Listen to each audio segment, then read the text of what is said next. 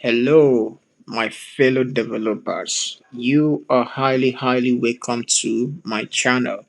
My name is Mr. Adinuba, and I am happy to have you all here in today's tutorial.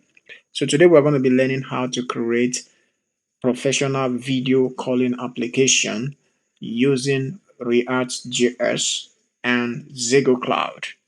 This project is very easy and simple to follow. Even if you are just a beginner, you can be able to follow this tutorial because I am going to be taking everything step by step, and I'll be explaining the steps we're taking from the beginning of this video till the end of it. All right. So all you just have to do right now is get your computer ready and be ready to learn. This is a full stack project, which means it's also gonna have a back end, a Node.js backend. So let's take a look at how it really works. To log in, we need to click on login with Google and select the Google account you want to log in with. I'll be using this one.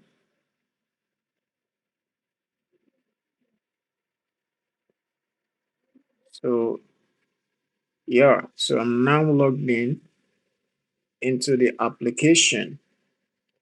And as you can see, the name of the application here is Voom instead of Zoom, right? So that is just the name. You can use any name you wish. All right. So this is to search for meeting. And here is our navbar. So let's take a look at the profile. So as you can see here, the first thing is the profile picture. This is the profile picture of that I use while registering the Google account that I use for logging in, right? So this profile picture is from coming from Google, right?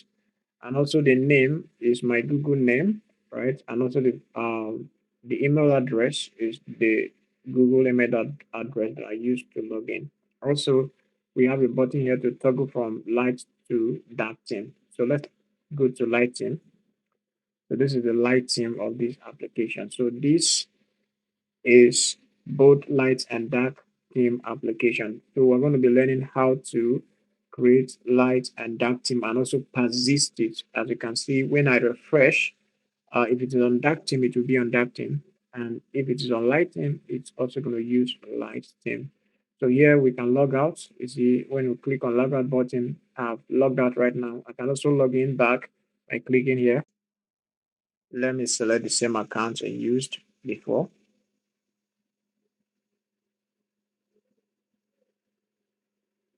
And boom, as you can see, guys, I'm logged in back right now. So here it output hi and then my first name. So whatever be the first name of the person that logged in will be displayed here. Also below, look at the time. As you can see, this time is updating, is syncing with the computer time. Also the date does that. Also look at this, our navigation buttons for creating new meeting, starting a meeting, scheduling a meeting, and going to the profile. All right. So we're going to be learning a lot. So this also is the list of meetings that we have created, even those ones that have ended and those ones that are yet to be joined. Also, let's view it. So these are the list of all the meetings we have created. So most of them has ended. We will be learning how to determine the one that has ended and the one that we need to go into, we need to start. All right. So to create a new meeting, you have to come over here and create your new meeting. You just to fill this and click on create meeting and the meeting will be created. So let's create a new one now. Let's say internet marketing. All right, seminar. Let's select a date and let's select a time. Let's say 9 p.m. and let's hit create. So can you see? Uh, Look at it over here. The meeting has been created successfully, and this is it over here. So we can copy the link by clicking here, and you see the link has been copied. Now let's come over here in my notes. I'm going to paste the link over here. Let's take a look at it. So this is the what we copied when we click on that copy button. So it contains the title, the date, the time, and the link of the meeting. All right. So this is it. Each time you click on copy button, that's what you are going to see. You can share the link or share what you copied to others so that they can join the meeting. All right. So right now, let's see how uh, to edit a meeting. So to edit a meeting, just click on that edit button. For example, let's add something here. Let's say happening on Zoom.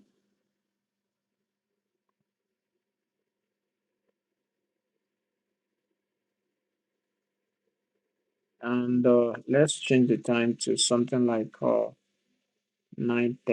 p.m. And let's hit edit.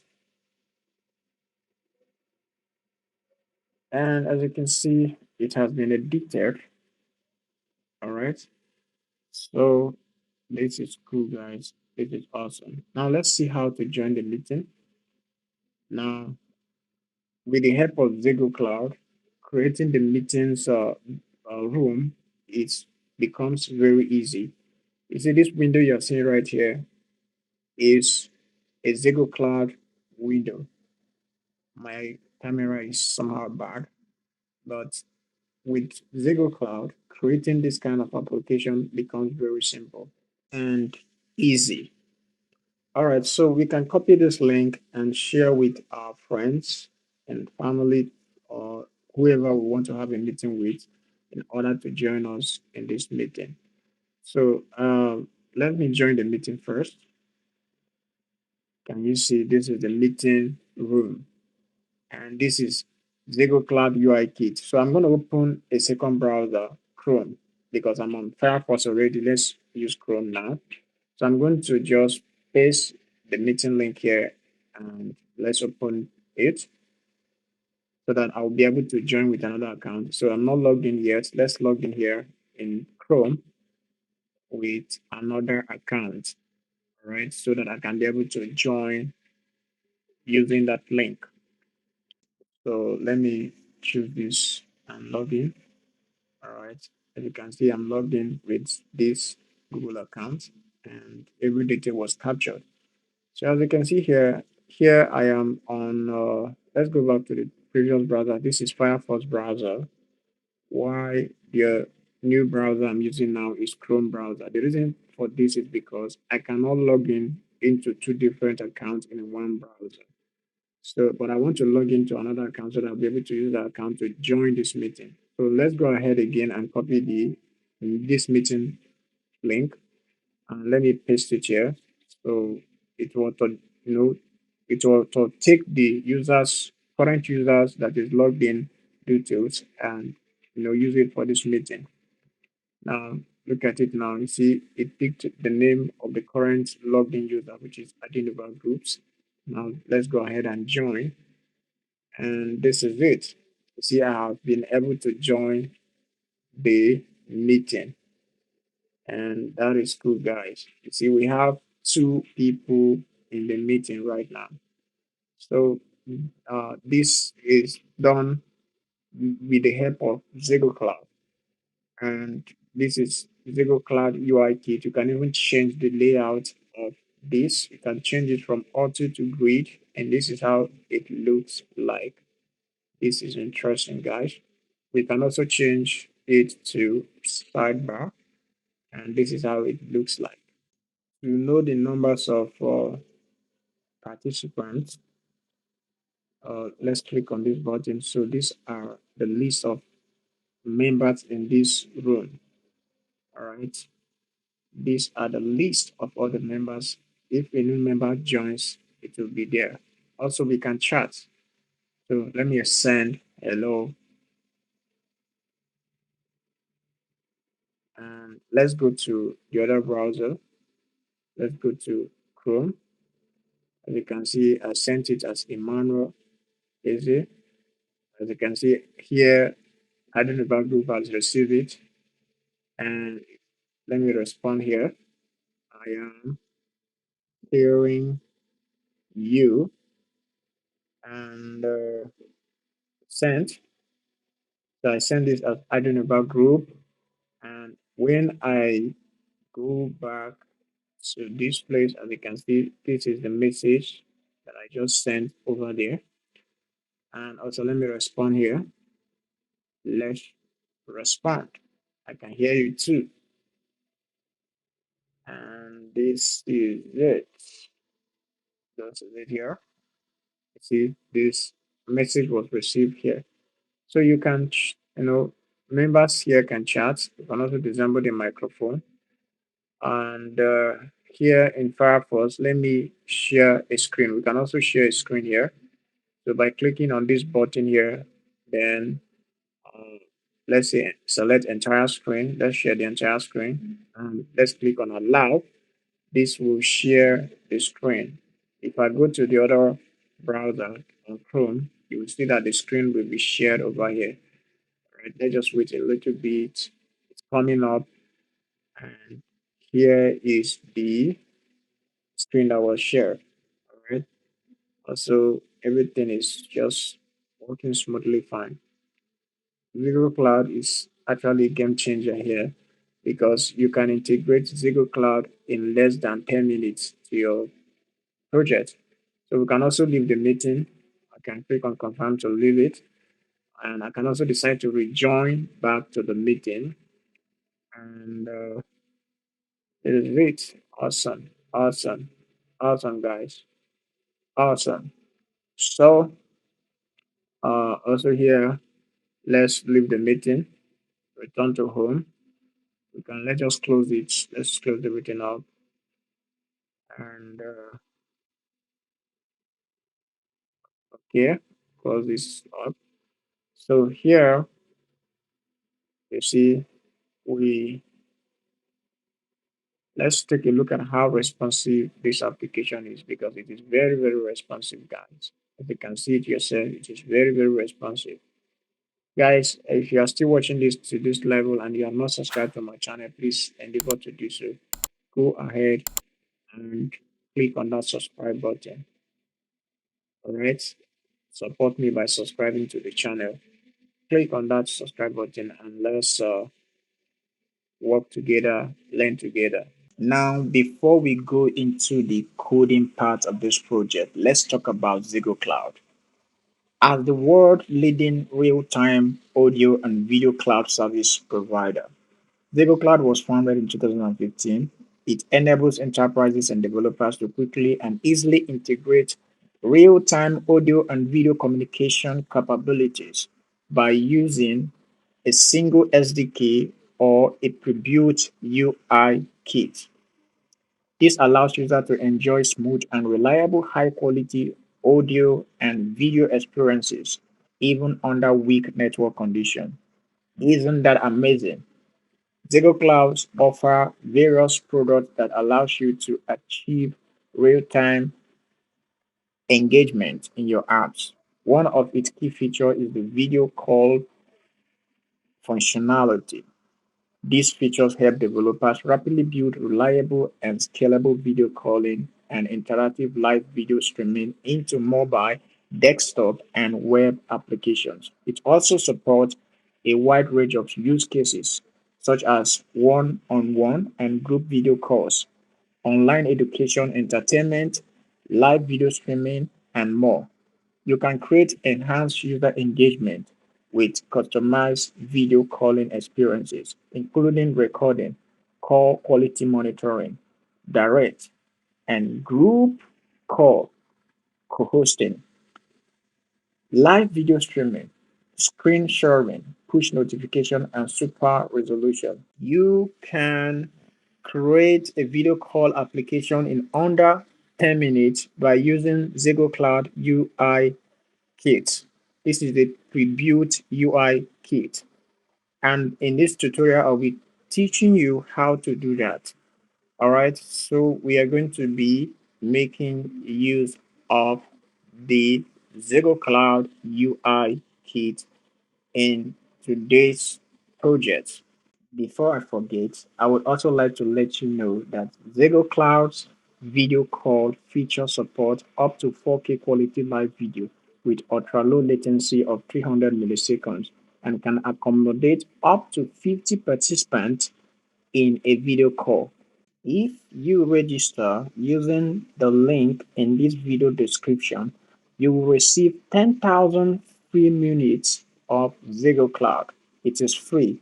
So what are you waiting for, guys? So go ahead, click on the link and come to this registration page, fill in your details and hit on the sign up button. Right, guys? Let's get started. Now that we know what ZegoCloud is all about, let's get to the project. We are going to get started by creating a root folder for our project. Let's call the folder Voom Meet. Now let's drag this folder and drop it on our VS Code to open it as our root folder. Now let's go ahead and open a new terminal. Now we're going to be cloning a starter code for this project. I will be placing the link to the starter code on the description section of this video. So go ahead and click on it and come to this GitHub and clone it. This starter code contains the basic setup for this project. You can either download it, or if you have Git installed in your computer, you can copy the link and use git clone and paste the link and hit enter to clone the repo. So as you can see, this is a repo. Let's move all the file within this Voom starter folder into the root folder, which is Voommate. So let's move it in. Now Voom starter is now empty. Let's go ahead and delete it because we don't need it. Right now, let's explore the starter code. So here within the SRC, we have the asset folder, which contains all the images we are going to be making use of. The public just contains the Vite logo. Now let's delete this react.svg. Now here is the app.js. It just contains h1 with hello world. Now here is the data.js. This is the data warehouse for our project. We have data for the sidebar and also for the nav buttons. So we're going to be making use of this. So this is the index.css. It just contains the CSS variable declarations for this project. So these are the variable declarations we're going to be making use of. Now, the main.js, here we have imported the app.js and also the index.css. And we have rendered it. We have rendered the app.js to our index.html. So we render it within this root.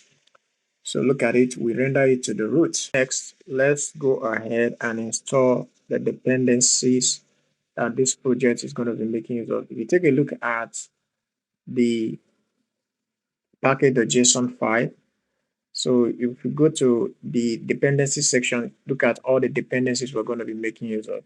So one of the reasons why you should make use of this starter code is so that we can be able to make use of the same version of dependencies. So let's just type npm install and hit enter to install all the dependencies. So it has been installed successfully. Now let's run the application using npm run dev. And if you give us this link, we'll copy the link and paste on the browser. So it shows us the content of app.css, which is hello world. So let's add something. Guys, please subscribe. Subscribe to this channel, guys. Support me by subscribing to the channel. Let's go ahead and create the home page. So let's create a folder called pages within FSRC. And within this pages folder, let's create home page folder. So within home page folder, let's create index.js file and create a home page component. Now let's go ahead and import the home page component into our app.js. So instead of returning this h1, let's just replace it with the home page component.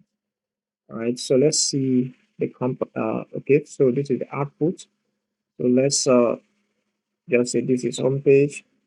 As you can see the output. So let's create home page CSS and let's import it into home page component.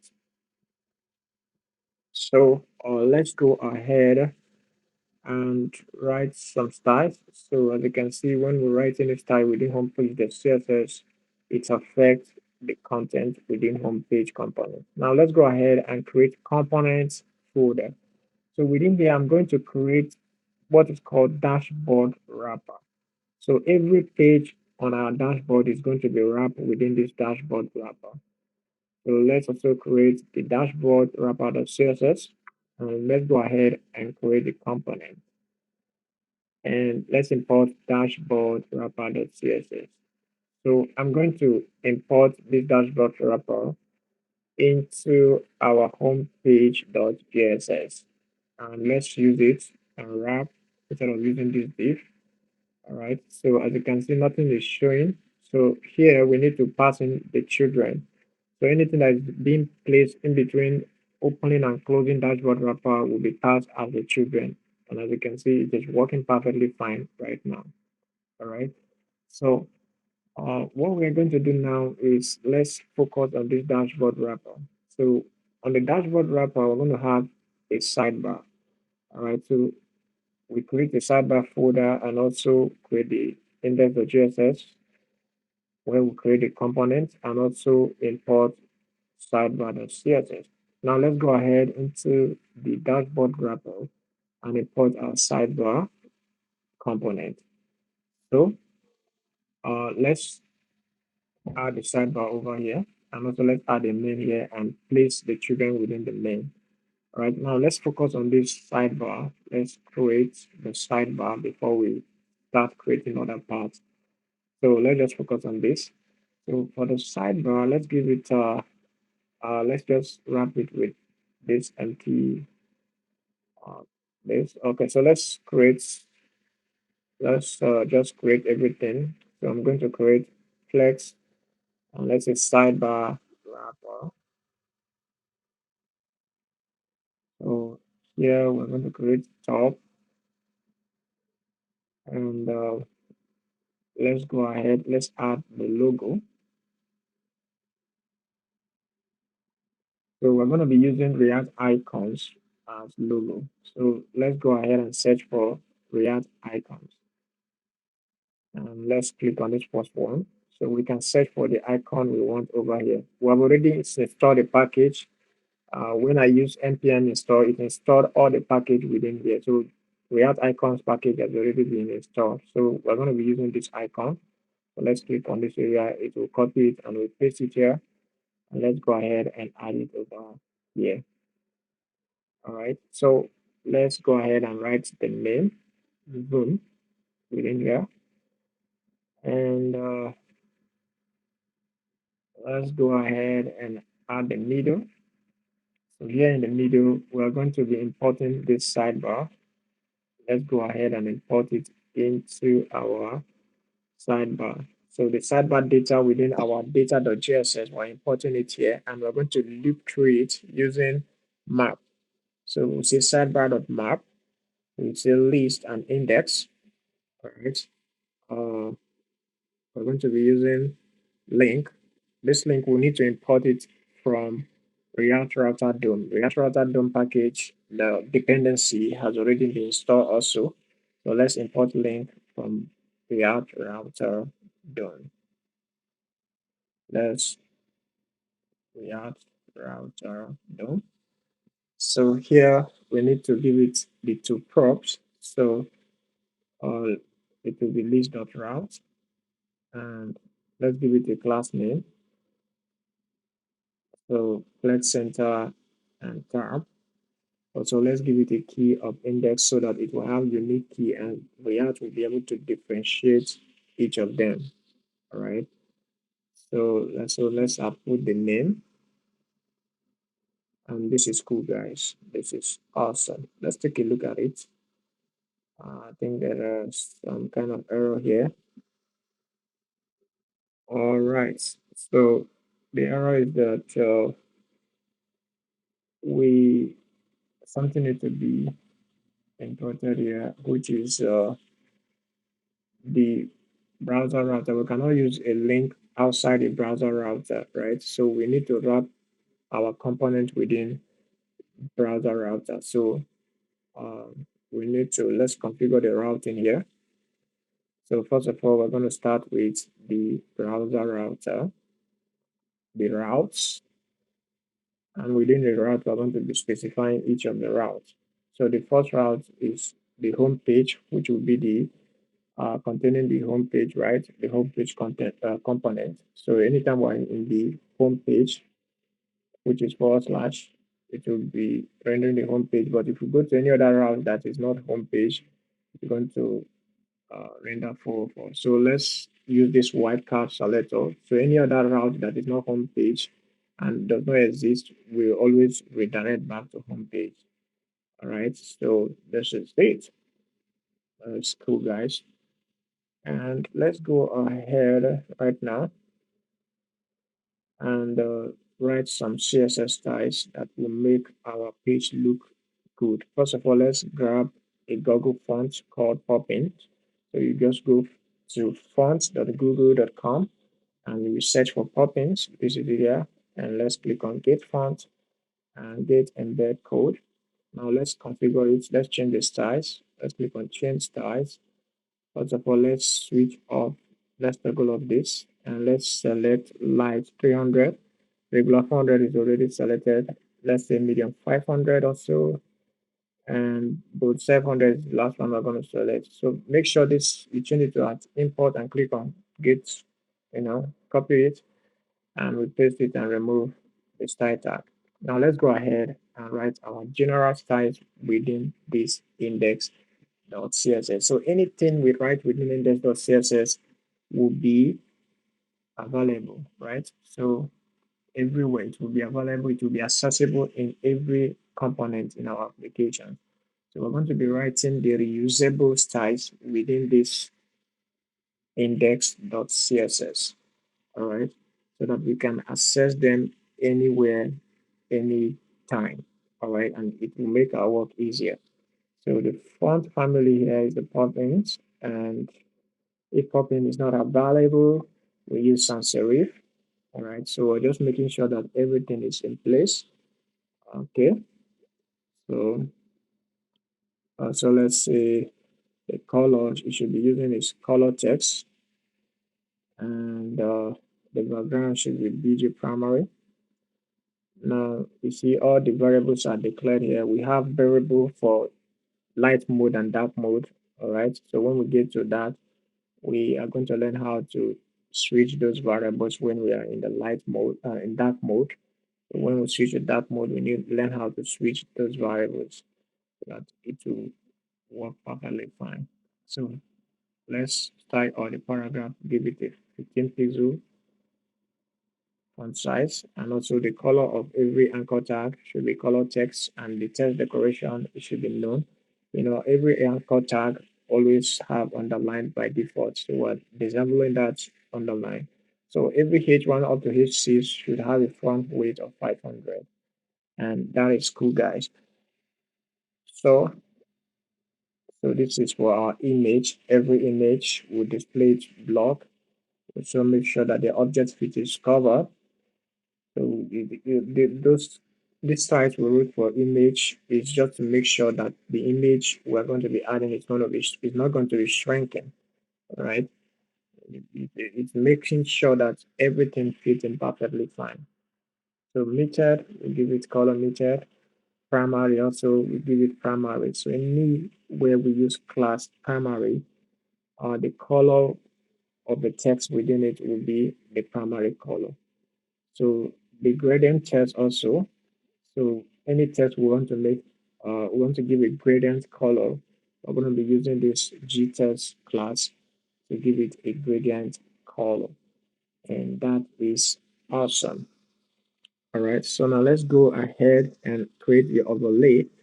So we're going to be using overlay in the different part of our components. We're going to be creating different components. So instead of writing code for overlay each time we are creating a component, it's a wise thing to just create a class here called overlay and write the CSS style and we will reuse it. Also flex, we're going to be flexing multiple components. We're going to be flexing multiple elements. So instead of writing flex code all the time, flex, flexing things to the center all the time, we can just create this class over here and make use of it everywhere each time we want to flex something. Also for the icon wrapper, we're going to be adding different icons to the site.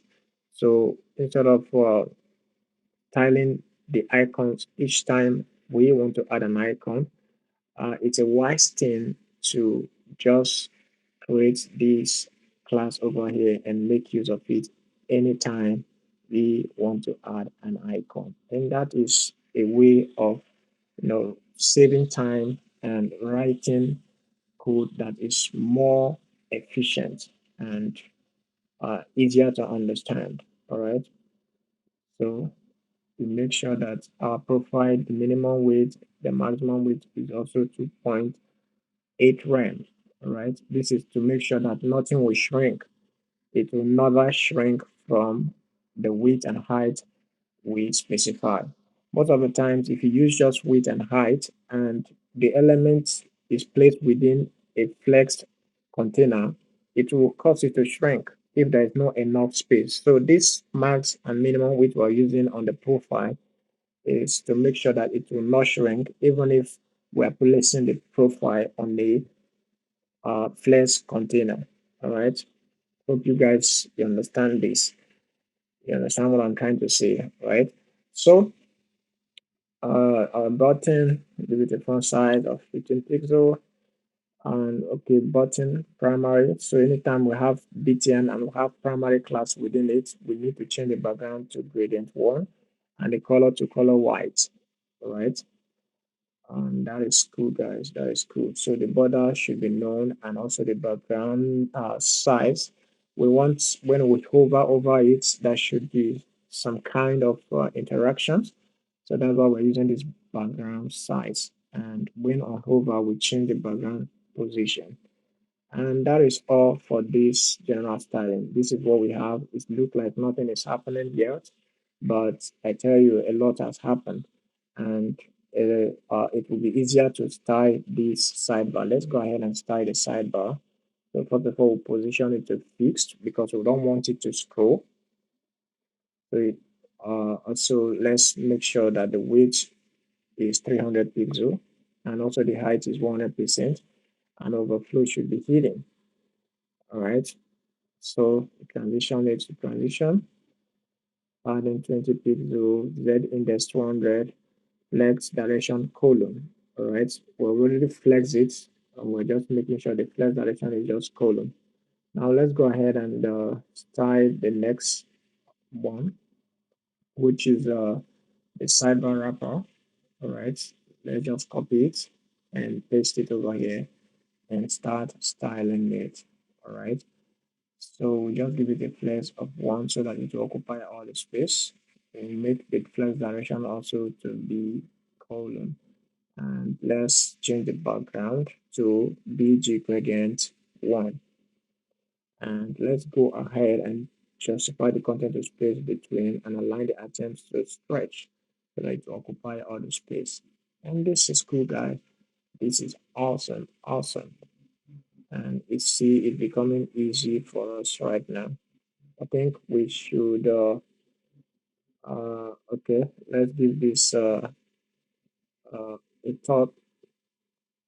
Let's say the justified content is space between, and let's go ahead again and style the logo. Font size 1.6 RAM and font weight 600. Awesome. Now let's do the middle. Let's give it a flex of 1 so that it will occupy any remaining space after the top. And this is cool. Also, let's select the tab. See, it's flexed to the center. Let's just make sure that the justified content is flex start so that it will start from the beginning. All right. And let's give it a gap of 10 pixel instead of, anything bigger than that. Adding 10 pixel, margin top and bottom 15 pixel, left and right 10 pixel, position, relative, and border radius is 10 pixel. Now, on hover of our tab, we want to change the color of the text to primary. Can you see that?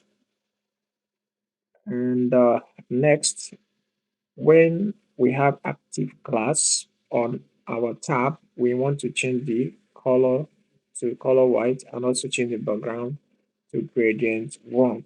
Now let's go and write some code that will add an active class to it. So for we to do that, we need to import use location from React Router DOM. So this will help us know the current route in our application. All right, so let's console log the location. Let's see what it looks like. So can you see that within there we have what we call paths. Within our location, we'll have what we call path that contains the actual route, current route we're in. So let's just get it from here and let's use it to write some if statement over here. So if list.active route, you see here we have some already specified active route here. So if it includes the path name, then we are going to add the active class. But if it doesn't include it, we add nothing. All right, so let's refresh this. As you can see, we are in the home. So when we're in the home, anytime we're in a route that is within the active route, it will, be activated. Now let's go ahead and add some functionalities. So we should be able to hide and show the sidebar, and that's what we're trying to do right now. So on mobile or tablet, we should be able to hide and show our sidebar. So we have a show prop. So if a show prop is true, we're going to add an overlay. And if it is not, we will add nothing. All right. Also, we are going to add a cancel button here. Let's call it cancel BTN. So let's import FA time from React icons. We're going to be using this as the cancel icon, right? So we add it over here and we'll make sure the import is very correct. All right, so this is the cancel BTN. And let's go ahead over here and use some if statement. So if show is there, we're going to add a show class to our sidebar. Okay, so we're also going to see on click of overlay, we add on close to it. So now let's come over here and write some other code that will make this thing work perfectly fine. So let's start the cancel BTN. We display it to none on desktop. So on desktop, it is not going to be showing. So as you can see, it's not showing, right? Now let's switch to responsive mode so that we can be able to squeeze this. So let's write some responsive code right now. But before then, let's tie the sidebar overlay. Now let's write our responsive code. All right. So let's say responsive design. So at import, at maximum weight of 900 pixels. So anything below 900 pixel will work. So any code within this media query will work when the screen's width is from 900 pixel below. All right. So we're writing the style that will make this thing work perfectly fine right now. Okay. So we're going to say sidebar cancel button will display to flex. All right. So also sidebar dot show will make sure that the left will be 0. All right. So let's take a look at how this is. So this is how it is. Now what we need to do is that we need to add a button that we can be able to click in order to open and close it. So we're going to be doing it here. So we're going to say show sidebar. We're creating a state called show sidebar. We use state. So let's import use state. Let's pass first and let's pass show sidebar to show, and on close, let's say set show sidebar, and we pass note not show sidebar to it. Now here, let's create a button that we can use to toggle the show sidebar. So let's say on click, all right, okay, on click, not on close, uh, on click, all right. So you see, when we click on it, it shows. And when we also click on, all right, so let's just make it this way so that this will appear. All right, so this is working perfectly fine right now. All right, so now let's go ahead and create another component called, let's first of all style our dashboard wrapper before we go ahead and create that component. So let's give this a class name of dashboard content, and let's copy it and let's paste it here, starting with a dot. So we say pattern left should be 300 pixels so that this will actually come out. All right, so also let's make it responsive. So anything 900 pixel, we're going to say pattern left should be 0. And as you can see, this is what we have here right now. So now let's go ahead again and create navbar. All right, so we create the index.gss and navbar.css. Now let's create navbar component and let's go ahead and import navbar.css into our navbar component. And let's write navbar over here. Now let's go ahead to dashboard wrapper and import navbar.js into it. So let's add it over here. Let's copy this button, remove it here, and come to the navbar and paste it. All right, and let's add on menu click over here. So we're going to be using this over here. Let's just write a menu click over here, and let's pass it. Let's pass the execution. So you see, uh, let's see, it's still working perfectly fine. Now let's focus on our navbar. So first, let's remove this and let's create a nav element here. And let's go ahead within this nav. Let's create columns. So we're creating two columns and let's give it a class name of flex center and navbar. Now over here on the first column, let's create something. So let's call this search container. So first we're going to create the icon wrapper and we're going to place search icon here. So let's import this search icon from React icons. New search, right? React icons and you. Now let's go ahead and create the input. So let's give a placeholder search for meeting, meetings, right? And for the second column here, let's create a profile and let's say image. Let's go ahead and import our placeholder image, the profile placeholder image. We're going to be importing this from asset. So let's trace it into asset and also make sure the extension and everything, the tracing is correct. If not, it won't work.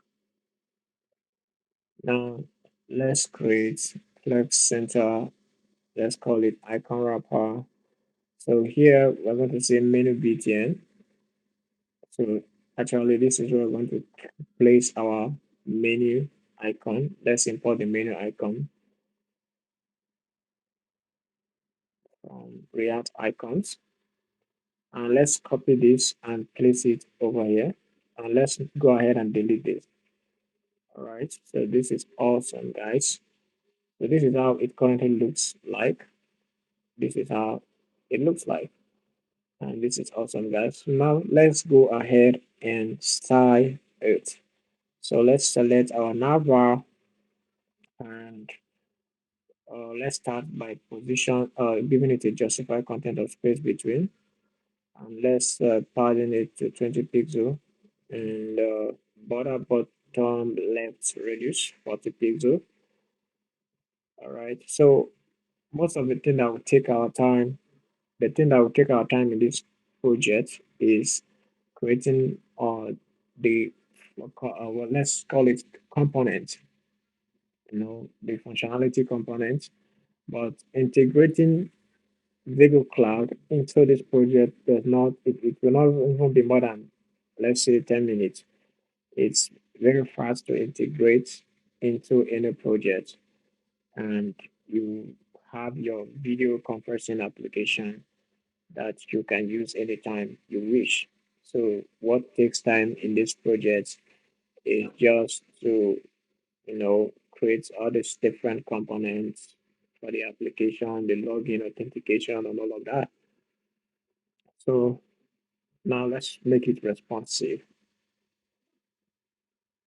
Awesome. So max width of 900 pixel, we're going to give the navbar. Border radius should be 0, and padding should be top bottom 10 pixel and 20 pixel left and right. Now the menu btn, let's display it to reflect, and this is how it looks like.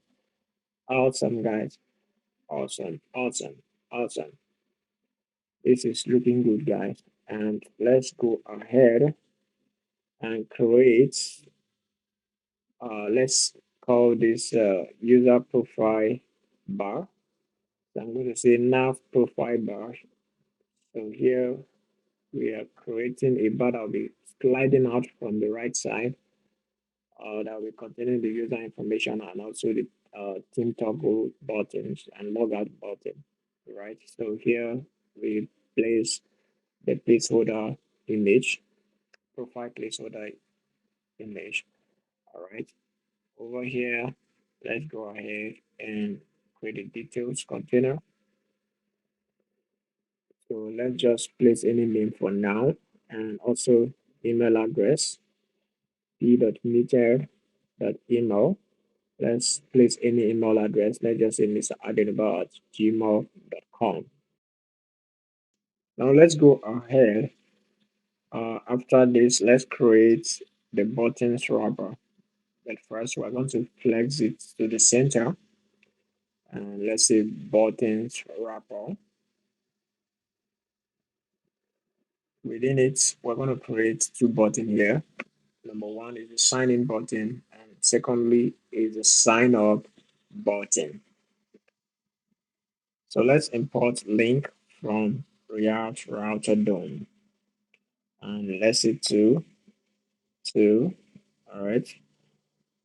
And later on, we're going to fix this. We're going to make it look better. So now let's go ahead and add some class name. So secondly, here we'll add primary to the btn, and this will make it look awesome. Now let's trace uh the let's first of all position this to fixed, and also make sure the top is 0 and the right is minus 320 pixel. The weight 100%, but the max weight should be 300 pixel. Now let's give it a background of BG gradient 1 and height of 100 VH. All right, VH stand for viewport height. So it will always occupy the height of the browser screen. All right. Give it a transition of transitions, and the Z index of 250 pig 250. And let's put it to 0, as you can see showing. Later we're going to come back to the right and correct it. But for now, let's just leave it at 0 so that we can be able to see what we are doing. All right. So user, then the email, let's give it a font size of 12 pixel, and also before, okay, right, 0, and we don't actually need this, so let's just remove it. Okay, so let's say buttons wrapper, Let's say justified content is space between, and the margin should be 40 pixels top and bottom, left and right 0, 0. Now Z index should be something like let's say this should be okay. All right. So let's go ahead and display the BTNs to block. All right. And this is it. Looks awesome. Actually, we don't need this one over here. So let's delete it. And there is it. So let's return it back to minus 320. Now we need some kind of events to be able to show the profile bar and hide it. So we create show profile bar state to assign false to it by default. Now we're also going to add an overlay when the show profile bar is active, right? So we add overlay, profile bar, overlay, and on click, we're going to set show profile bar. We're going to assign not show profile bar to it. So if show profile bar is false, it will become true, and if it is true, it will become false. Also, let's add uh this here. So if show profile bar is true, active will be added to nav profile bar. If not, nothing will be added. Now let's come over here and let's tie this. So if nav profile bar has active class, we say that the right should be 0. Now let's come over here. Let's copy this. Let's go up. So on this one, so we want it to appear when we click on this profile bar. All right. Now let's go ahead and style the overlay. Let it be on top of every other thing else except the nav profile bar. And this is it. This is cool, guys. Awesome. Awesome. Now let's inspect. You see, it is very responsive and it's looking cool. Now let's close this. Let's go ahead and close them. We are done with them for now. We'll come back to it later. Now let's go ahead and create the login page. So this is authentication section for this project. So we're going to be using Firebase for authentication. For faster authentication, we're going to be using Firebase. But for saving our data, we're going to be using MongoDB. All right, so let's just design this login page and see how it is. So you see, this is the login page, and let's give it a class name of login page. And let's go ahead and import the navbar. We also need to add it over here. So let's add the navbar over here. Component navbar. Let's add it immediately after the opening of login page. Now let's create login form. Reflect it. All right, so we're going to create 2 columns here.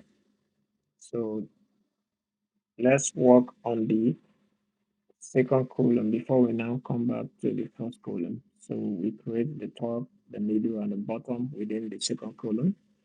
And on the top, we are going to add the time. All right. So I'm going to create what is called hook. Let's create a folder within our SRC called hooks. So let's create custom hooks here. The first hook I'm creating is called use time hook. All right. So we're going to get the current time and date within this hook using moment.js. So moment has already been installed. So I'm going to declare a state called time, right? So here I'm going to import use state and let's say moment that format. So here we're going to provide see that this will get the current time for us, also the date, So this will also get the current date for us using this format. All right. So whatever be the current date, it will get it for us. Now also we need to update this after a certain interval. So let's use set interval to do that.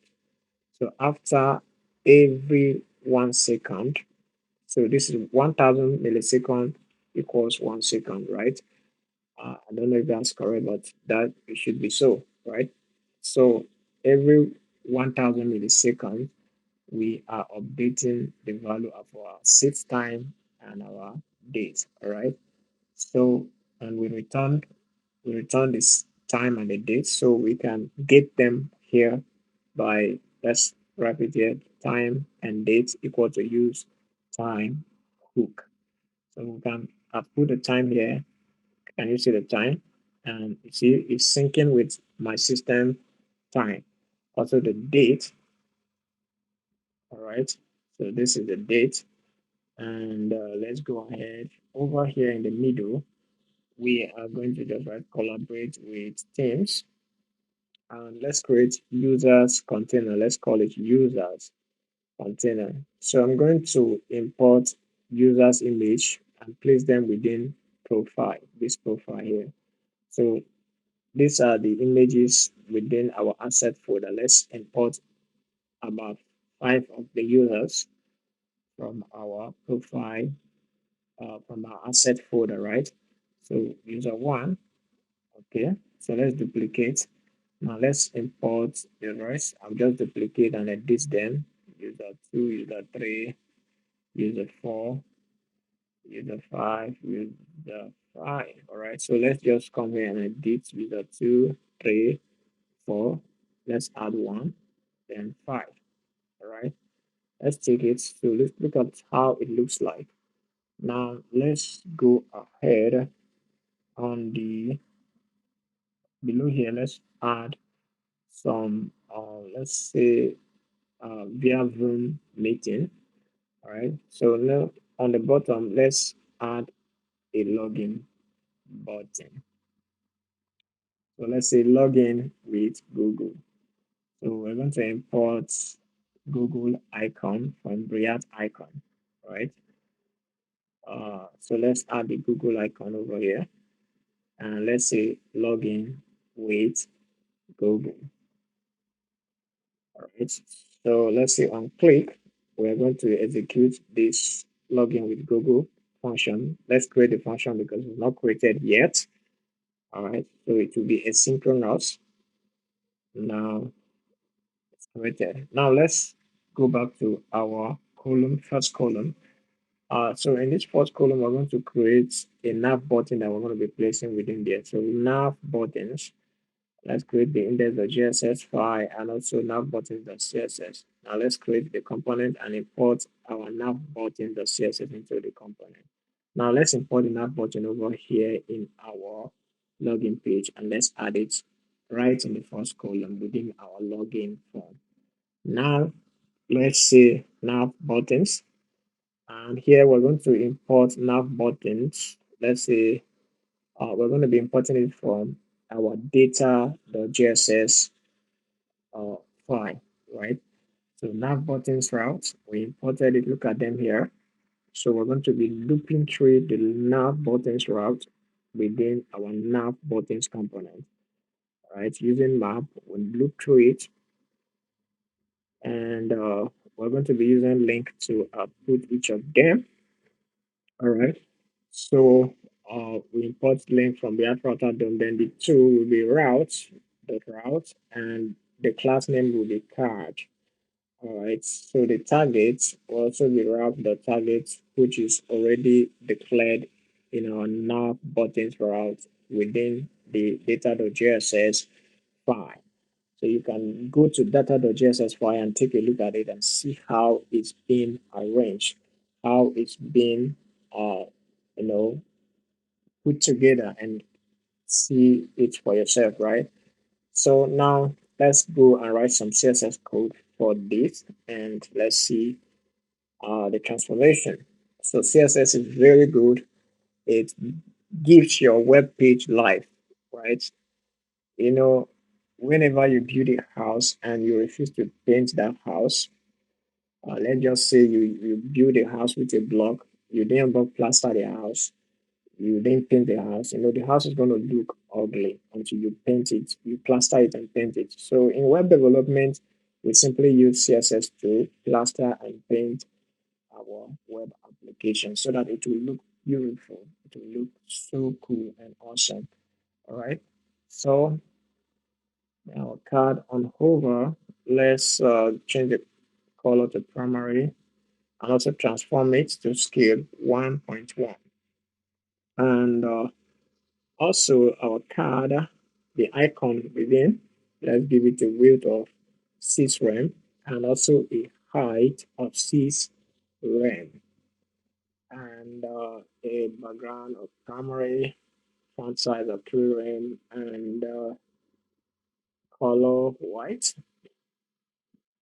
This is awesome, guys. So this is how it currently looks like. All right. Let's make it also responsive so that it will fit in into tablet and mobiles perfectly fine. All right. What we're building here is a responsive application, not just an application that will fit on desktop and not be able to fit on mobile. All right. So we're just making sure that it is responsive. Now we are done with the snap buttons and we can go ahead and close the files. All right. And let's go back to our login. Now let's start the login page. Let's write the CSS to make it look cool, make it look professional, make it look good, right? So our login form, give it a background, a width of 100%, max width of 700 pixel, padding of 30 pixel, border radius of 30 pixel, and box shadow of inner glow, right? So margin auto, and let's give it a margin top of 50 pixels. This is how it looks like currently. And we can go ahead and style the login form details, the flex direction column, and let's style the top, just align it to center and the middle. Also, let's give it a margin bottom of auto and just align to center. This is how it currently looks like. Okay, we need to, this heading is too kind of too big. Let's change this to H2. All right, now let's style our user container. Give it a margin top and bottom 10 pixel left and right, 0. And you see, we need to make it responsive. As you can see, it's not responsive yet. So let's write our responsive code. So at media, max width, let's say 768. So that is on tablet. We need to change the flex direction to column. And this is how it looks like. This is awesome, guys. Awesome. Awesome. Right? So now we need to write the functionality, right? So whenever a user clicks on login, we need to log the user in. All right. So you see, when I click on login, you see the output over there. This function is executed. Now we're going to be using Firebase to log in. First of all, let's go to firebase.google.com. So make sure you are logged in with your email address and let's click on go to console. So here we're going to create a new project. So click over here. Let's give it a name you wish. So let's go ahead, create the project. So let's click on continue. Now let's create a web project by clicking here. So you can name it anything you wish to name it. Let's say Boomlit. I don't need this to be turned on. Let's just click on here. So we need to install Firebase, but we have already installed it. So it's already installed. The Firebase package is already installed into our project, so we don't need to install it anymore. So what we need to do next is we need to copy this code over here, and let's go back to our project. Within SRC, let's create config folder, and let's create Firebase config file.jss. Now let's paste everything into that file. All right. So here now, let's add an export. Let's export uh, Firebase auth, and let's say get auth, and then we'll pass up to it. Now let's import get auth from Firebase underscore auth. So this is all I think we need here. Now let's go ahead over here. We're going to import uh, what we are going to be using. So you can decide to place this in place the API key in a .mv file if you wish. All right, so let's just close this. So over here, let's import sign okay, Google auth. No, it's not correct.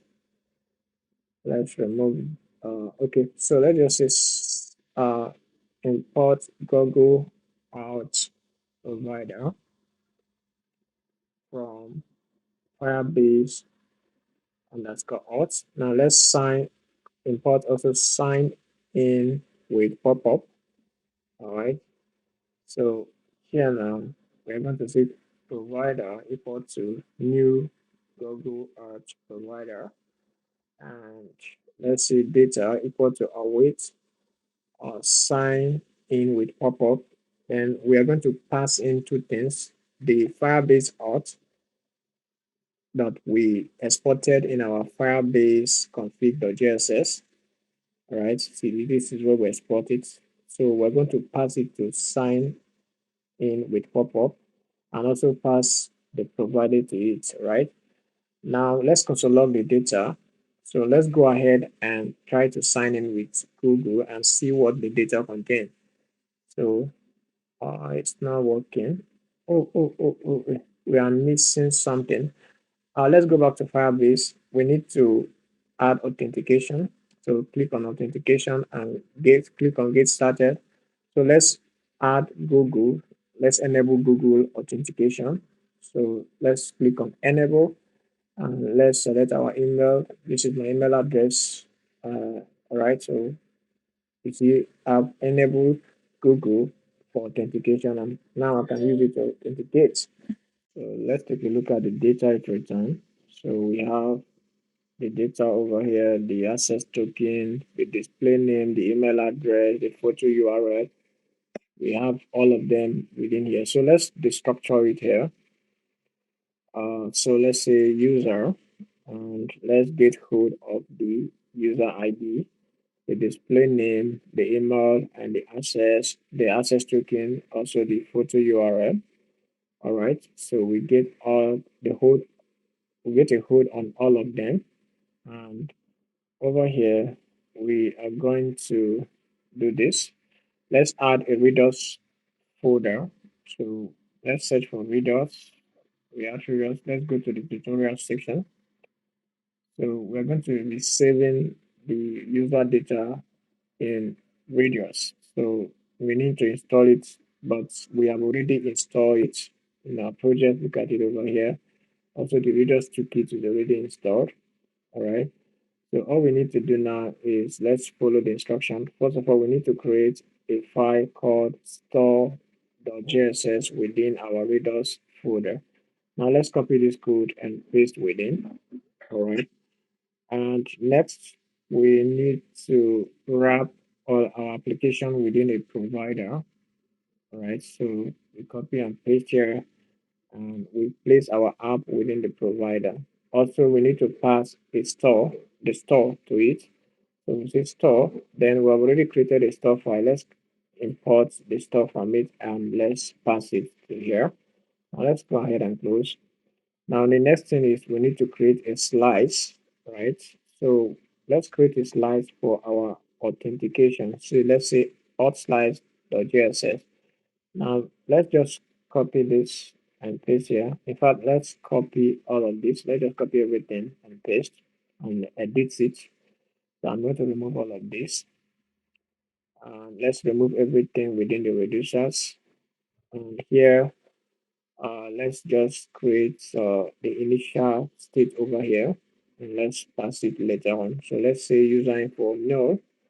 And let's remove this. So initial state is now passed. So within our reducer, the reducer we're going to create, let's say set user, and within the set user, let's also change the name to auth slide. Let's just change all of them to auth slide. So let's do this. Let's say that state.userinfo should be equal to action.payload. So any payload that is being sent will be assigned to it, and also the name should be auth. So the set user is exported. All right, let's change this to const auth reducer. All right, auth reducer. Now we need to add the reducer to our store, right? Let's import auth reducer from auth slice, and let's add it here. Let's say auth, and we'll assign auth reducer to it. All right. This is just simple. You can just follow the example in the documentation and make use of it. So let's use selector to catch the data within our readers. So say auth equal to use selector, and we say state.selector, we return state.selector, and let's see. As you can see, our user info is null for now. Now let's say use dispatch. We're going to be using this dispatch to add data to our reader. So also import the set user. So here we say if access token is set, we'll dispatch set user, and we are going to add all this user information into the user info in our readers. All right, so as you can see, let's log in again. You see, our user info now carries the user information that we added to it. So let's delete this because we don't need it. Let's remove all this. All right. So now, the next thing we need to do is we need um, we need to add navigations if the registration is successful, right? So let's say navigate equal to use navigate. So if the registration is successful, we navigate to the home page. All right, so let's see. So we see it brings us to the home page. But there's a problem. The problem now is that we can still go back to the login page even when we are logged in, right? So this is the problem and we need to stop it. So let's go ahead and stop it, right? So to stop it, we need to come over here and let's import one thing from uh, Firebase on auth stage change, right? So here we're going to make use of it within the views effort. So let's say on auth stage change, here we pass in the Firebase auth. Now it's going to return the active user. So if active user is there, we will direct the user back to the home page. But if the active user is not there, then we can allow the user to stay here to view the login page. Let's try it out. You see, it always redirects the user back to the home page when the user is already logged in. That is one good thing about this. All right. So let's now go ahead and make use of those data. So let's go to the navbar. Let's open our navbar. So here, instead of displaying this placeholder, profile placeholder, and all of that, let's make use of our data. So to select the data from Rados, we use selector. So let's say const. Let's destructure everything: the display name, the photo URL, the email address, and we are going to get all of them from our states. So let's return state.auth.userinfo. we just pass the empty object. All right. So here, let's say if the photo URL is set, we are going to return an image with that photo URL. Else, we return this image with just this placeholder, right? Now, let's change the name to display name and the email. Let's place the email over here. Remove this email and place the email address over here. Now, let's go ahead and copy this.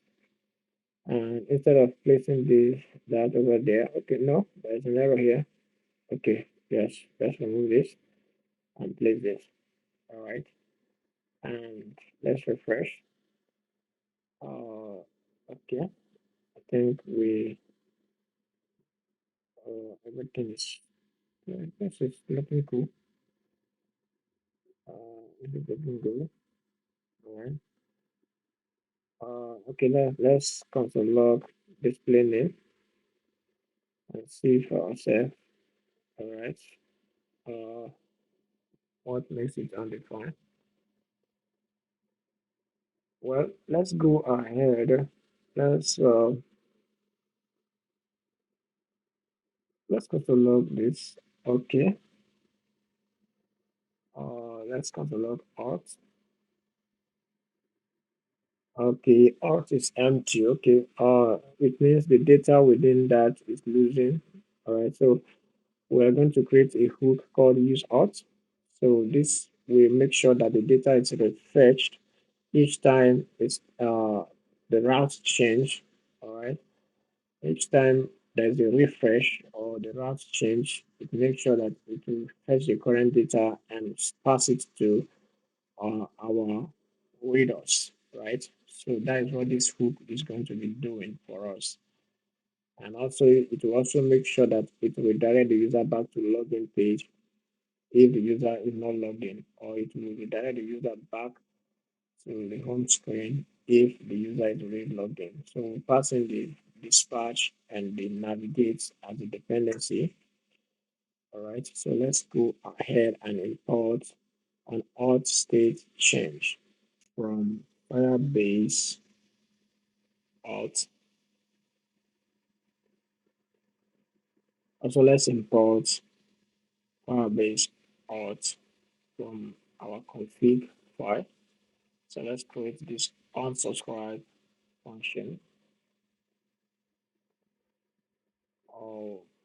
Okay,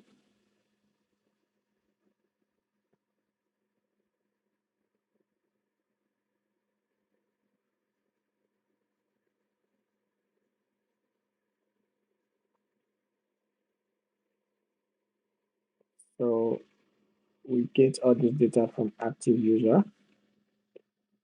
If the user really exists, we get all the data and we're going to update our readers. So let's import set user and we dispatch set user with all the data. Auto URL. So let's also add an auth state change over here. And that is cool, guys.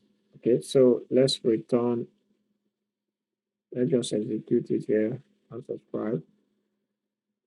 And this will be okay for us. So we need to wrap our application with this use auth hook. So to do that easily, we need to create a component. Let's call it a app wrapper.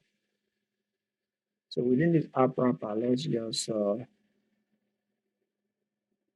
the children here. Let's import our use auth and let's just execute it over here.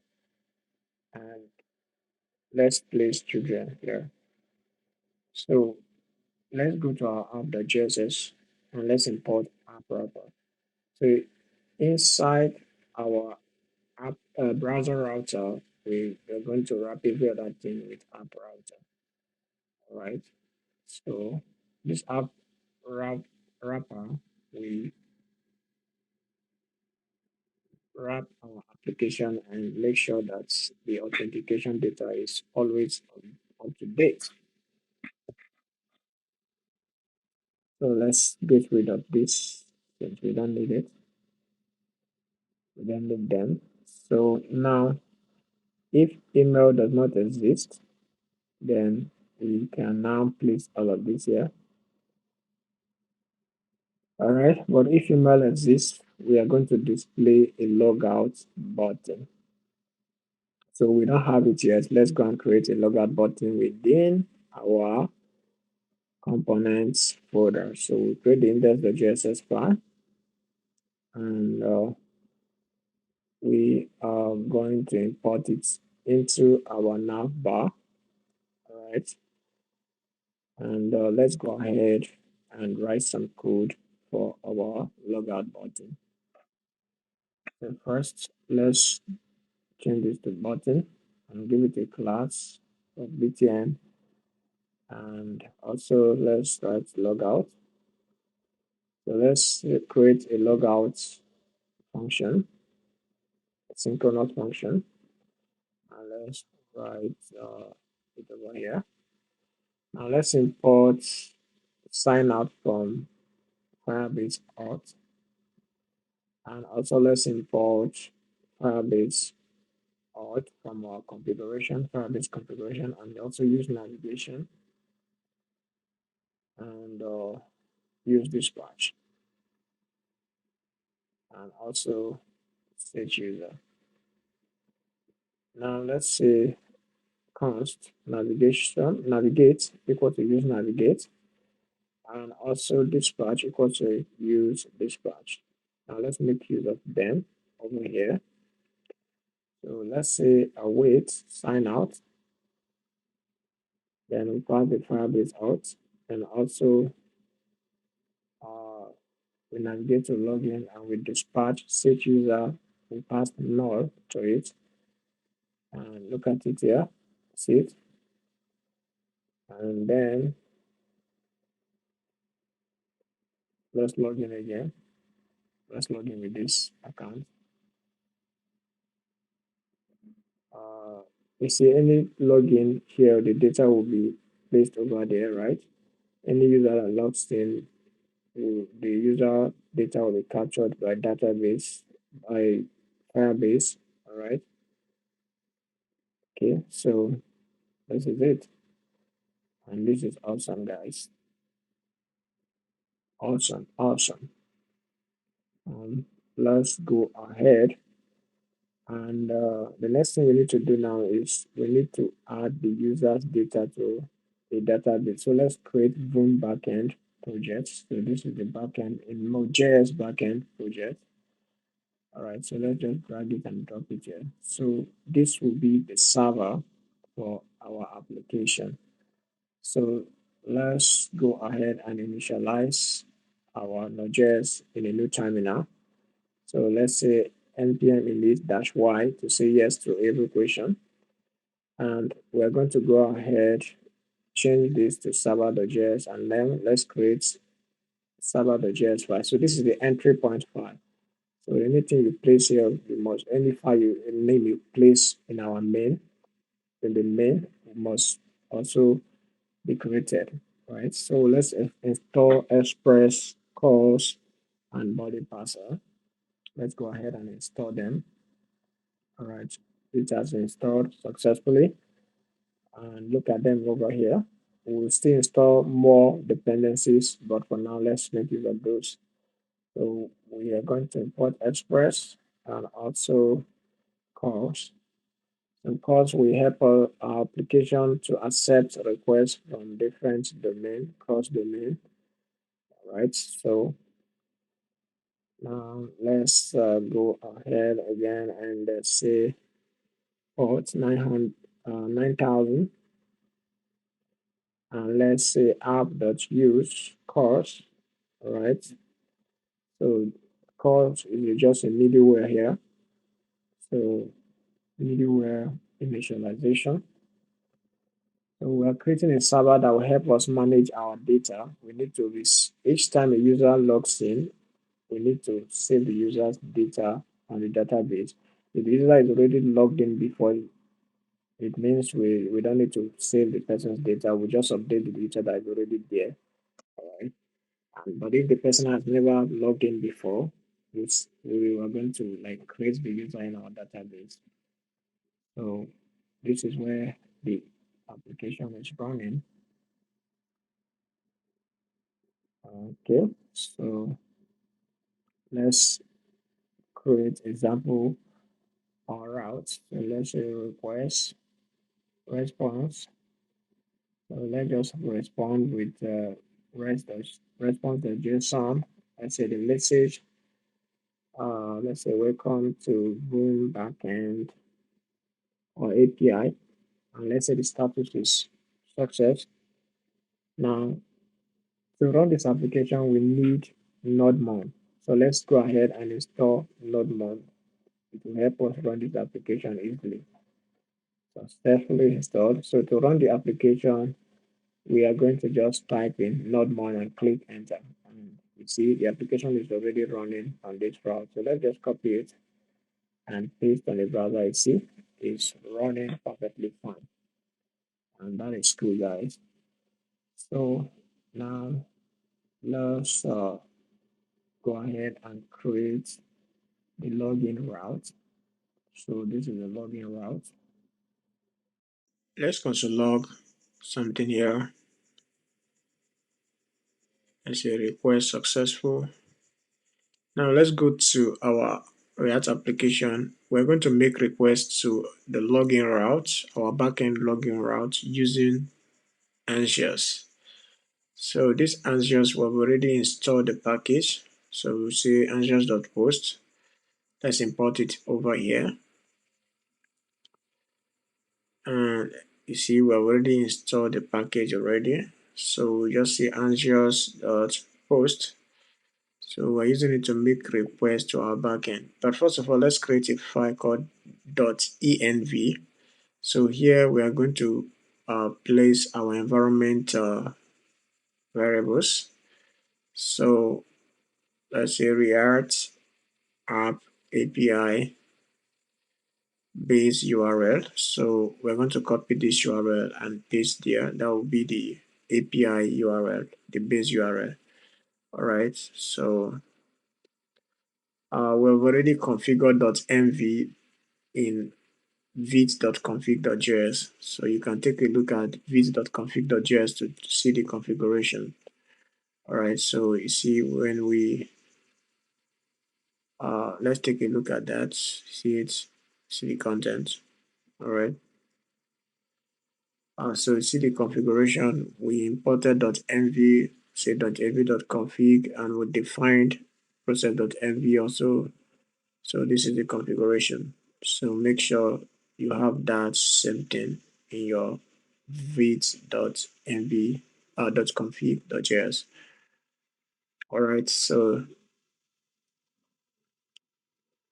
I think something is wrong somewhere. Let's open the .env. Okay, something is bad. It's not supposed to be this way. Okay. Now let's refresh. Okay, let's go ahead again. Let's refresh again. Let's rerun the application, and yeah, things are working fine now.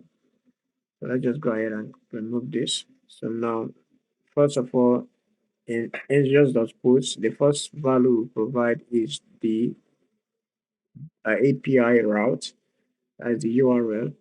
The second value we provide is the data, and the third one will be the configuration. So let's say await let's say .den. Let's say .den here. There's no even need of having await anymore since we are having this .den. All right. So we catch the error. If in case error occurs, here we're just going to respond with this. This is login route, and that is all. So let's try to log in and see what happens. we see the response. So this is the response, and it makes sense. So now we need to insert the data that is being sent to the database. But before then, we need to verify the user. So let's pass the user as the headers. In the headers, so authorization, we say bearer plus the user token, right? So let's console log the user token over here. First of all, let's get it. Let's just console log it. Let's say request dot headers dot authorization. So let's console log this. So this will console log the user token. Now let's okay, log in again. Can you see the user token outputted over here? Right. So we're going to be using this user token to verify the user. So first of all, let's create a middleware. Let's uh, create the index.js and let's create a class called middleware. Let's go ahead and create it. Class uh, middleware.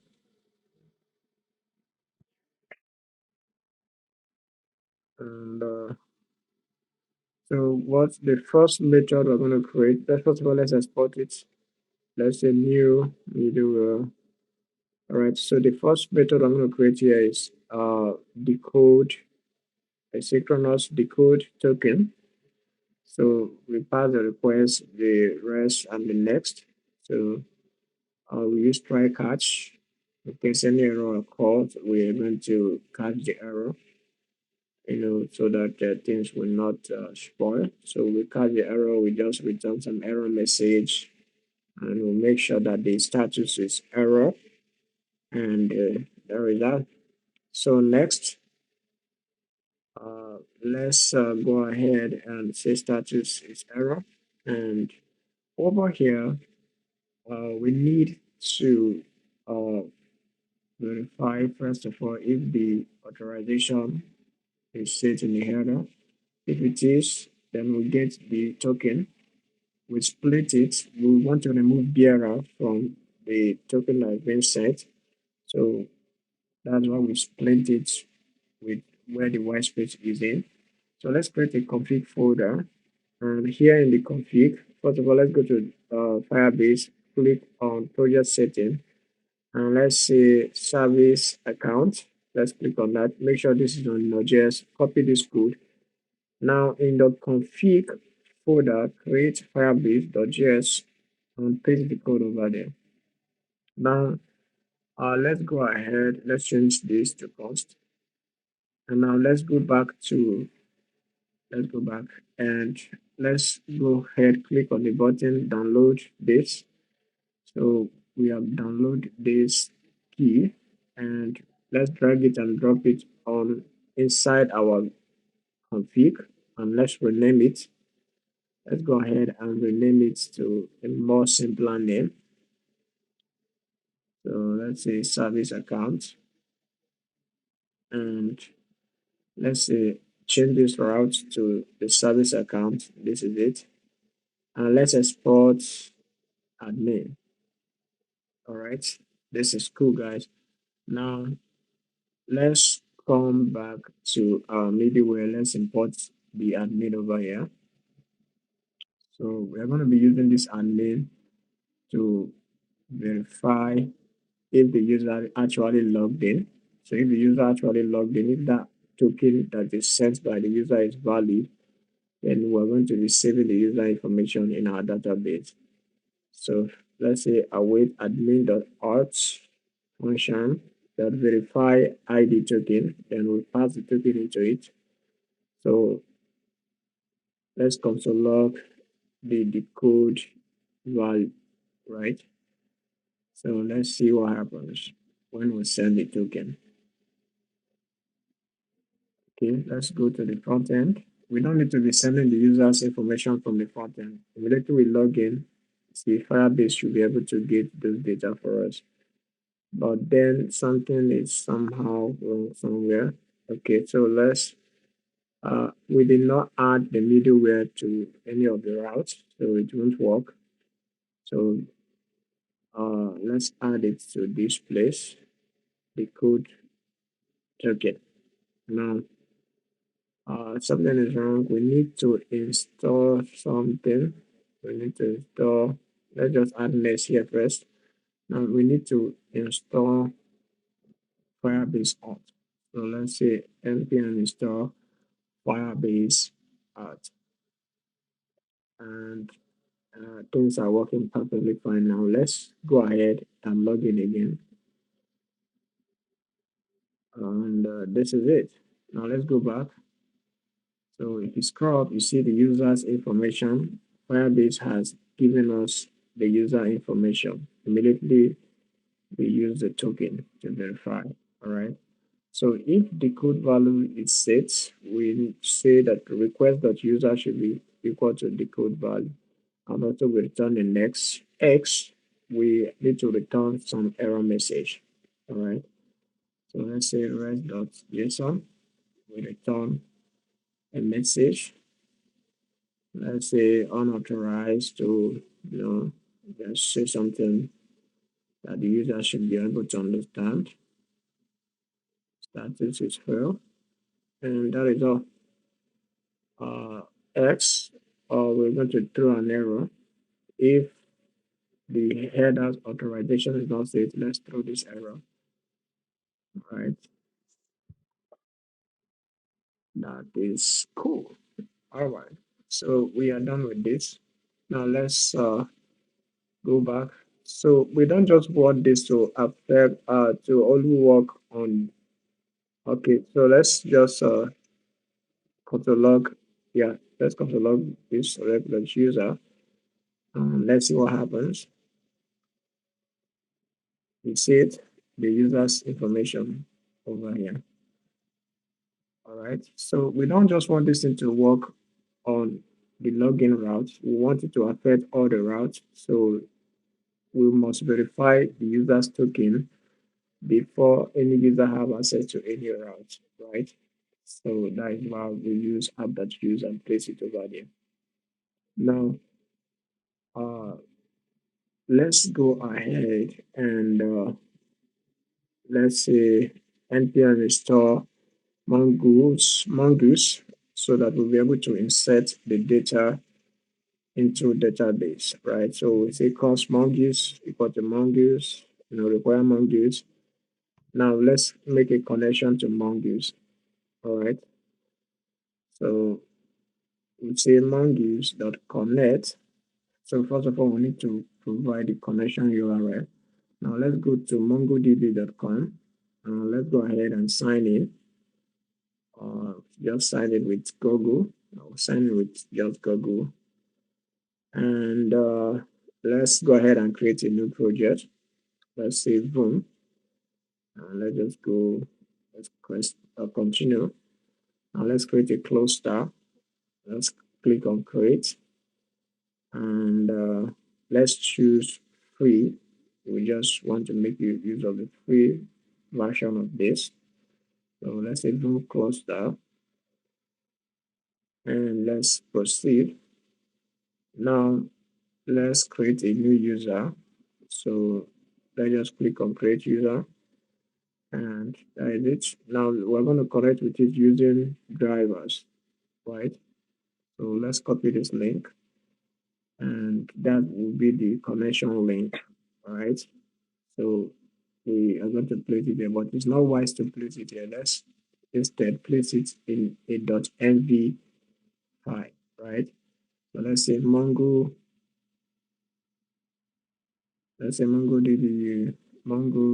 URL, and we say equal to that. Now let's go ahead and add Voom after the forward slash. So this is what will be the name of the database. Now let's go again and install .mv. So so we are going to initialize. Let's just paste this here. So let's initialize .mv. So let's make use of require say .mv. Then we just go straight to say .config. So this will initialize it. And this is cool, guys. So if everything works fine, we're going to console log connection to MongoDB established. And if error occur, let's catch the error here and let's just console log the error. So let's show error, right? So let's just plus error dot message. All right. So something is missing, and what is missing here is okay. I think this thing reverted. So let's rename it again. It was when I was using Control Z that this thing reverted. Correct. So let's just close all of this, and let's close this. Now let's go to network access.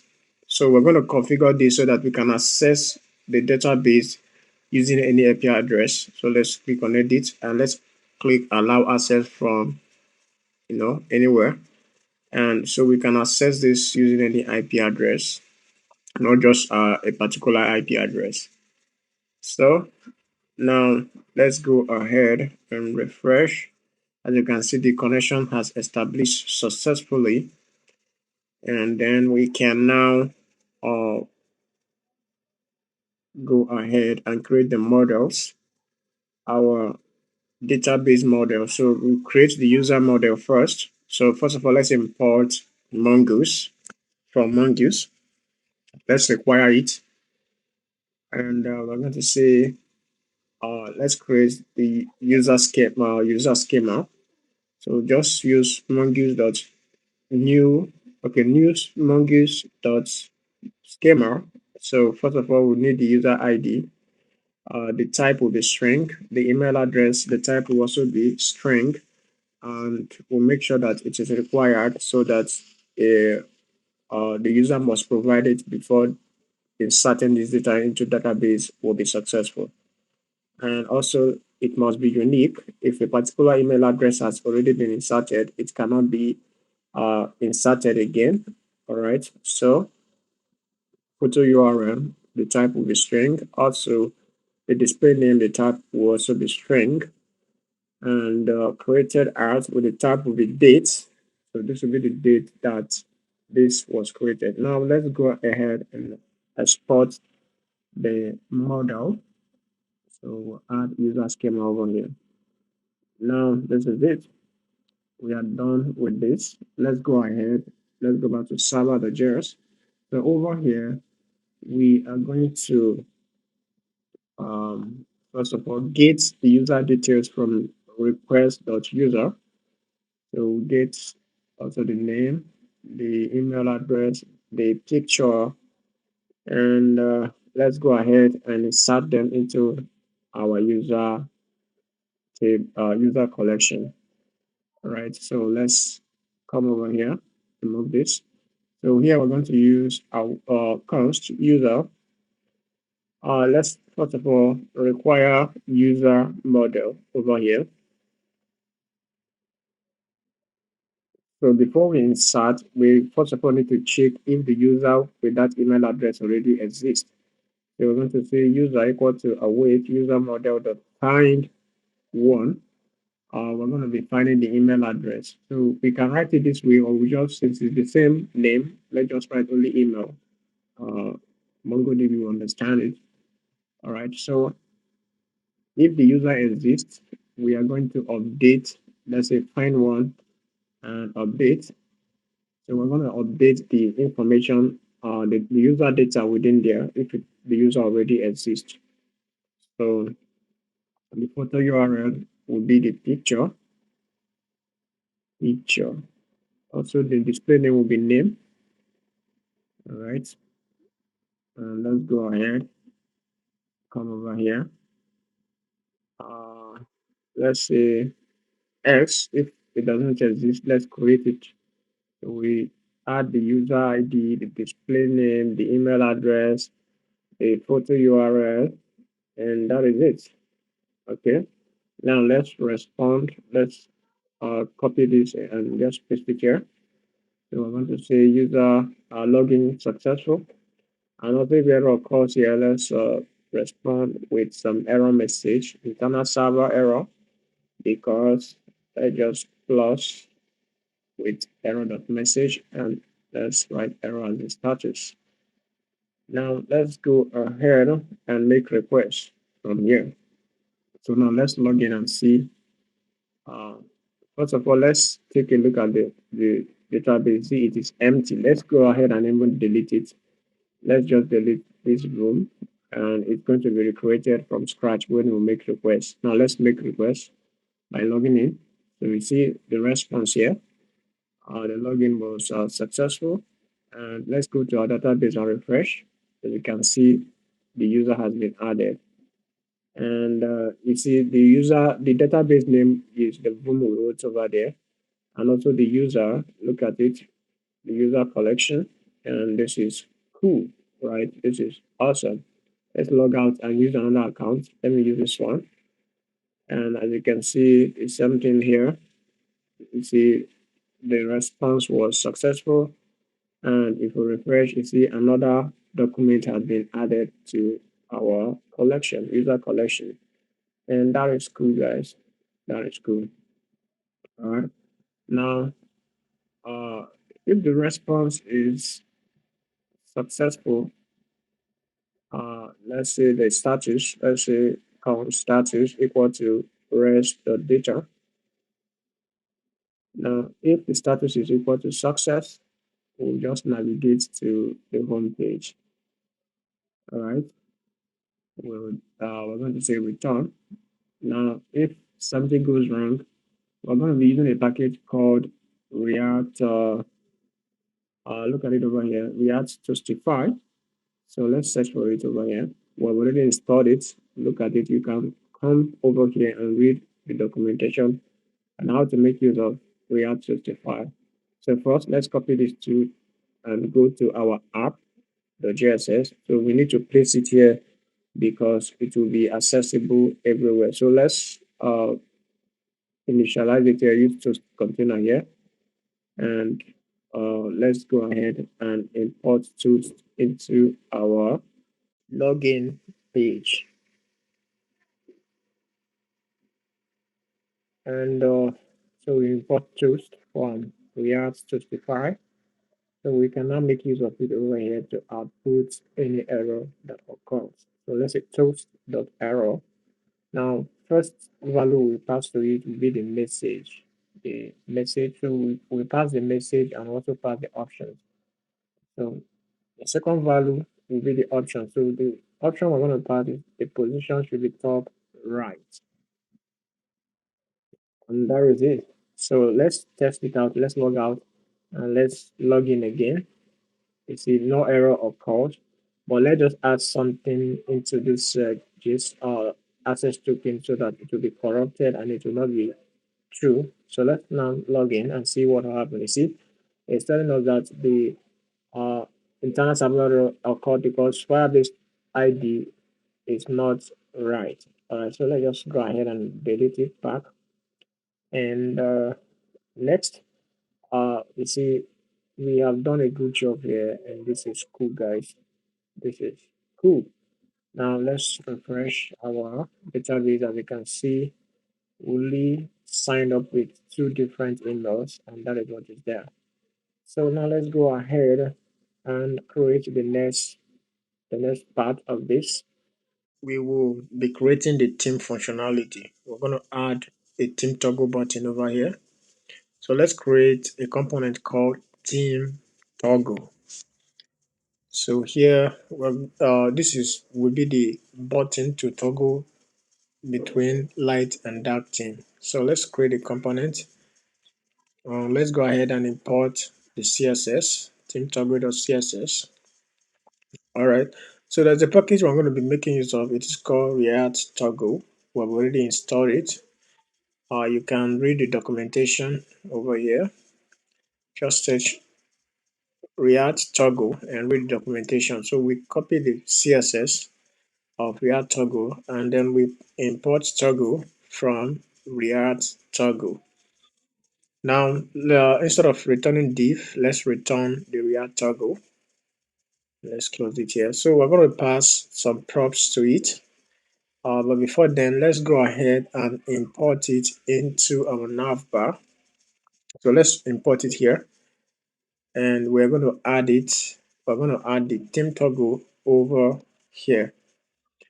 All right, so let's create a container for it. Let's give it flex center and themes row, and let's create this. Let's say dark theme, and let's add the theme toggle. Now let's open our navbar.css. Let's style it. Let's style the theme row. Let's say the justify content should be space between, and also the margin top should be 20 pixels. And this is how it looks like. Now let's go ahead and create the light and dark theme functionality. So first of all, we're going to pass checked props to this, and also we're going to pass icon. Let's disable the icon by giving it a value of false icons. As you can see, it is. So let's give it a class, and also let's create this state. Let's call it is dark, and set is dark. Let's give it let's say use state. Let's just leave the value empty for now, and let's go ahead into our toggle. Let's pass is dark over here as the checked, and let's add on change to it. So let's say on change. We are going to say event and set is dark, event.target.shaped. So if it is checked, it will pass through. If it is not checked, it will pass first to it. Let's console log is dark and see the value it contains. So you see, when it is checked, it will be true, and when it is unchecked, it will be false. All right, it will be false. Now let's go ahead and use it first to create some functionality here. So we pass is dark as the dependency for this use effect. So we're going to say if is dark, if it is true, we are going to say document dot first type, which is the HTML. We are going to set a dark theme attribute to it, and we'll give it a value of dark. And also, we're going to return here. But if it is not true, we're going to set it to light. All right, and let's take a look at it. So just keep an eye on this. This you see is already added surf. So you see when it is checked, it will be dark. When it is not checked, it will be light, right? And the another problem we have here is that when we refresh, the theme we use, it will be using the default theme, which is the light theme. So let's make sure we preserve it. Let's create, let's call it, theme storage key, and let's say equal to theme. And we're going to use this to save our theme onto the local storage. So let's say local storage is set theme storage key. Then let's pass a value of true to it. Also, let's paste it here and change it onto false. All right. So this is just a way of trying to keep things in place. Though when we refresh, it should be able to maintain that. All right. Look at it here. So it's true now. And when we refresh, something is not it's not still maintaining it. Okay, so what we do is let's go back to the code, and we are going to pass we're going to say JSON dot pass, and then we're going to select the theme in the local storage. So we get it. So we're using JSON dot pass so that uh, it will be actually be converted to Boolean, truly converted to Boolean. All right, so there's an error here. What is the error? Okay, yeah. So this is supposed to be at the top. So you see, when it refresh, if it's on that team, it will be on that team. If it is on lighting, it will be on lighting. All right. So that is cool, guys. That is awesome. This is awesome, guys. Now, the next thing we need to do here is we need to save this theme. We need to sync this theme with the browser theme. Like when I turn the browser theme to light, it will it should be synced together. It should, if it is black, it will be black. So we're going to be using React Responsive to match it with the browser theme, right? So when the page is loading, uh, firstly, it will check the browser theme and make use of it. All right. So we're going to say query, and we pass prefer color scheme, and we pass dark to it. So if this query matches, uh, when passing value to this use media query, we pass the query, we pass the devices, and we pass the unchanged. So we don't have any device, we're going to pass undefined.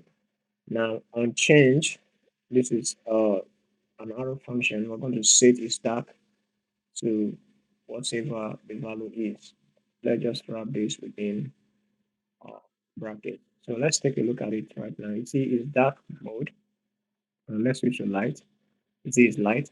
When we switch to dark, it will be dark, right? So it is in sync with the system or the browser scheme, right? That makes a lot of sense. This is awesome. This is cool. We can also use the button to switch between the light and dark theme. So let's go ahead and style the button.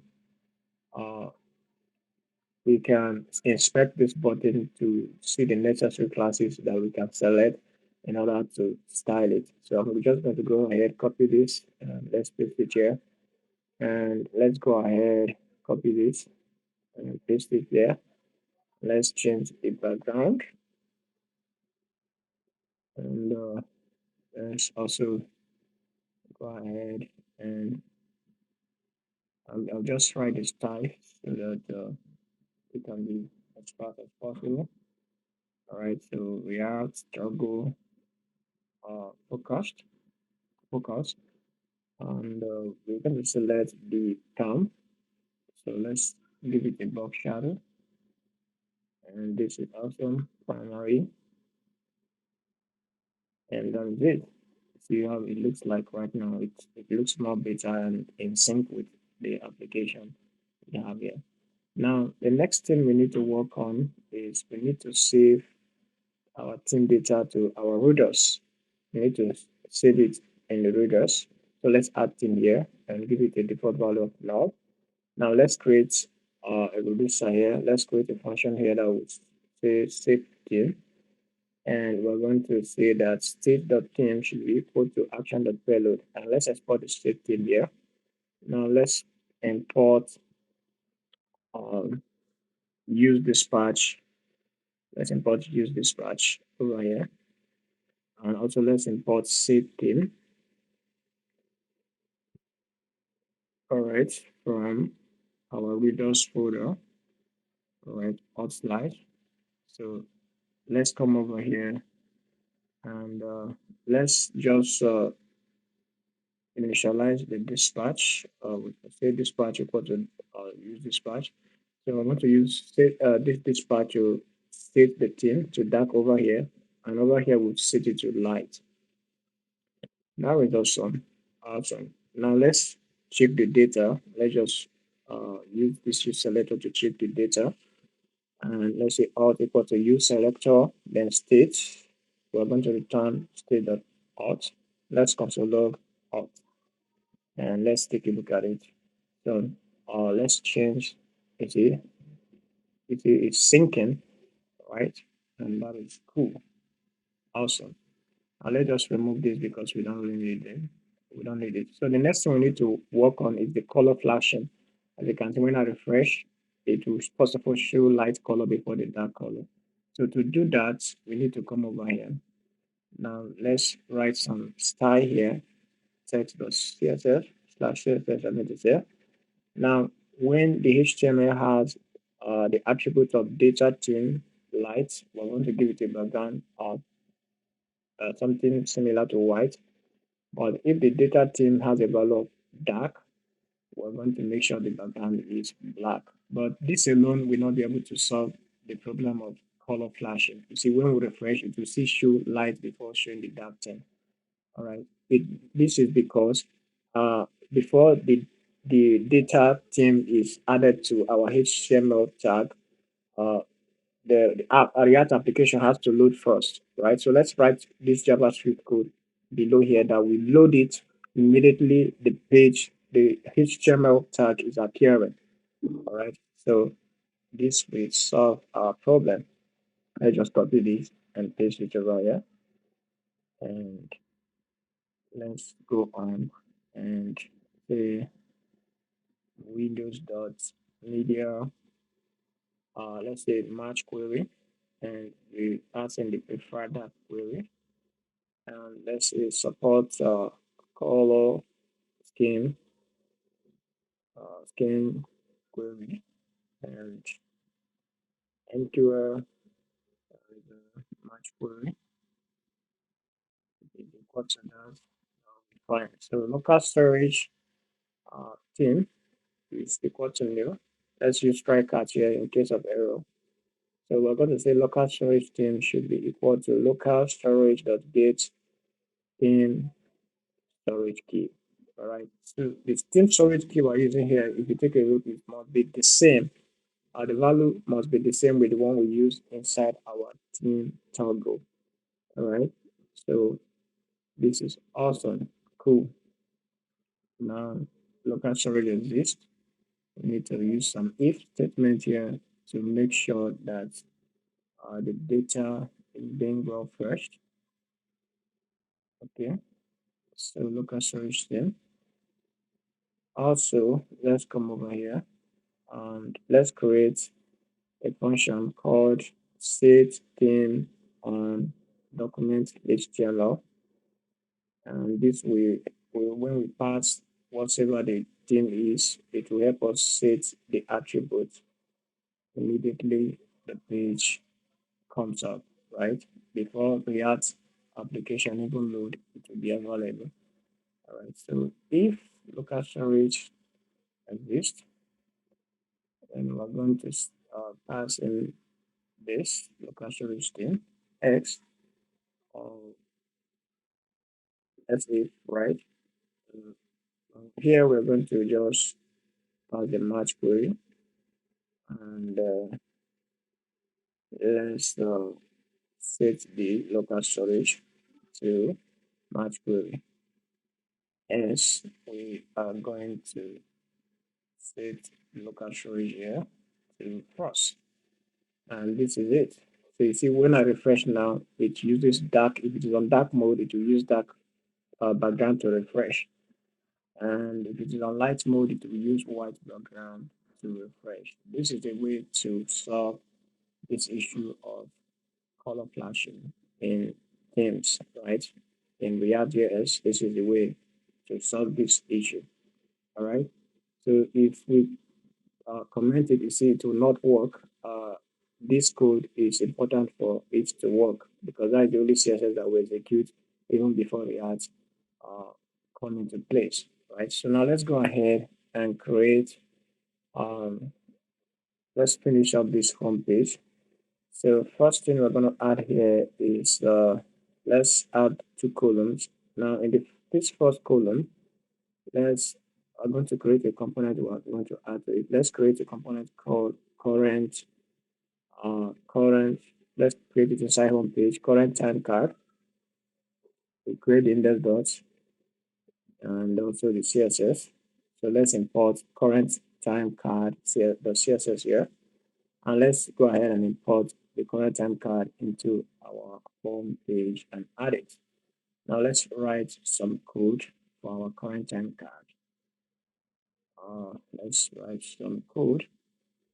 Now H1 here, we say hi, and we're going to get the name of the current login user by using use selector, and we get the display name from our state, from the reader state, from readers. So it's a state that auth.user info, and let's say all in case if it doesn't have value yet. All right, so we pass the name here. If the name exists, we splint it. We only get the first name before the white space in between the names. So we just want to get the first name. That's why we splint it, right?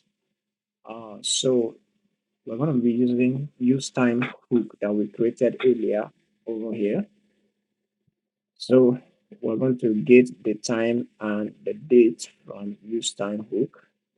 All right, the time, and let's get the date, and we are going to add it over here. This is the date. Now let's write some CSS code to make this look appealing, right? So we style the card and give it a background, all right, and also inner glow box shadow. Also, let's give it another release of 30 pixel and margin of 30 pixel top and bottom. This is how it looks like currently. Now let's close it and let's go ahead and style our home page. So for the home page, we select home page and we'll give it a pattern of 20 pixel. We'll display it to the grid, and the grid template columns will be 500 pixel and then outer, and that should be 30 pixel. Now, so let's make it responsive. So we're going to make sure that over this screen size, the grid template column will be 100%. And this is how it looks like. This is awesome, guys.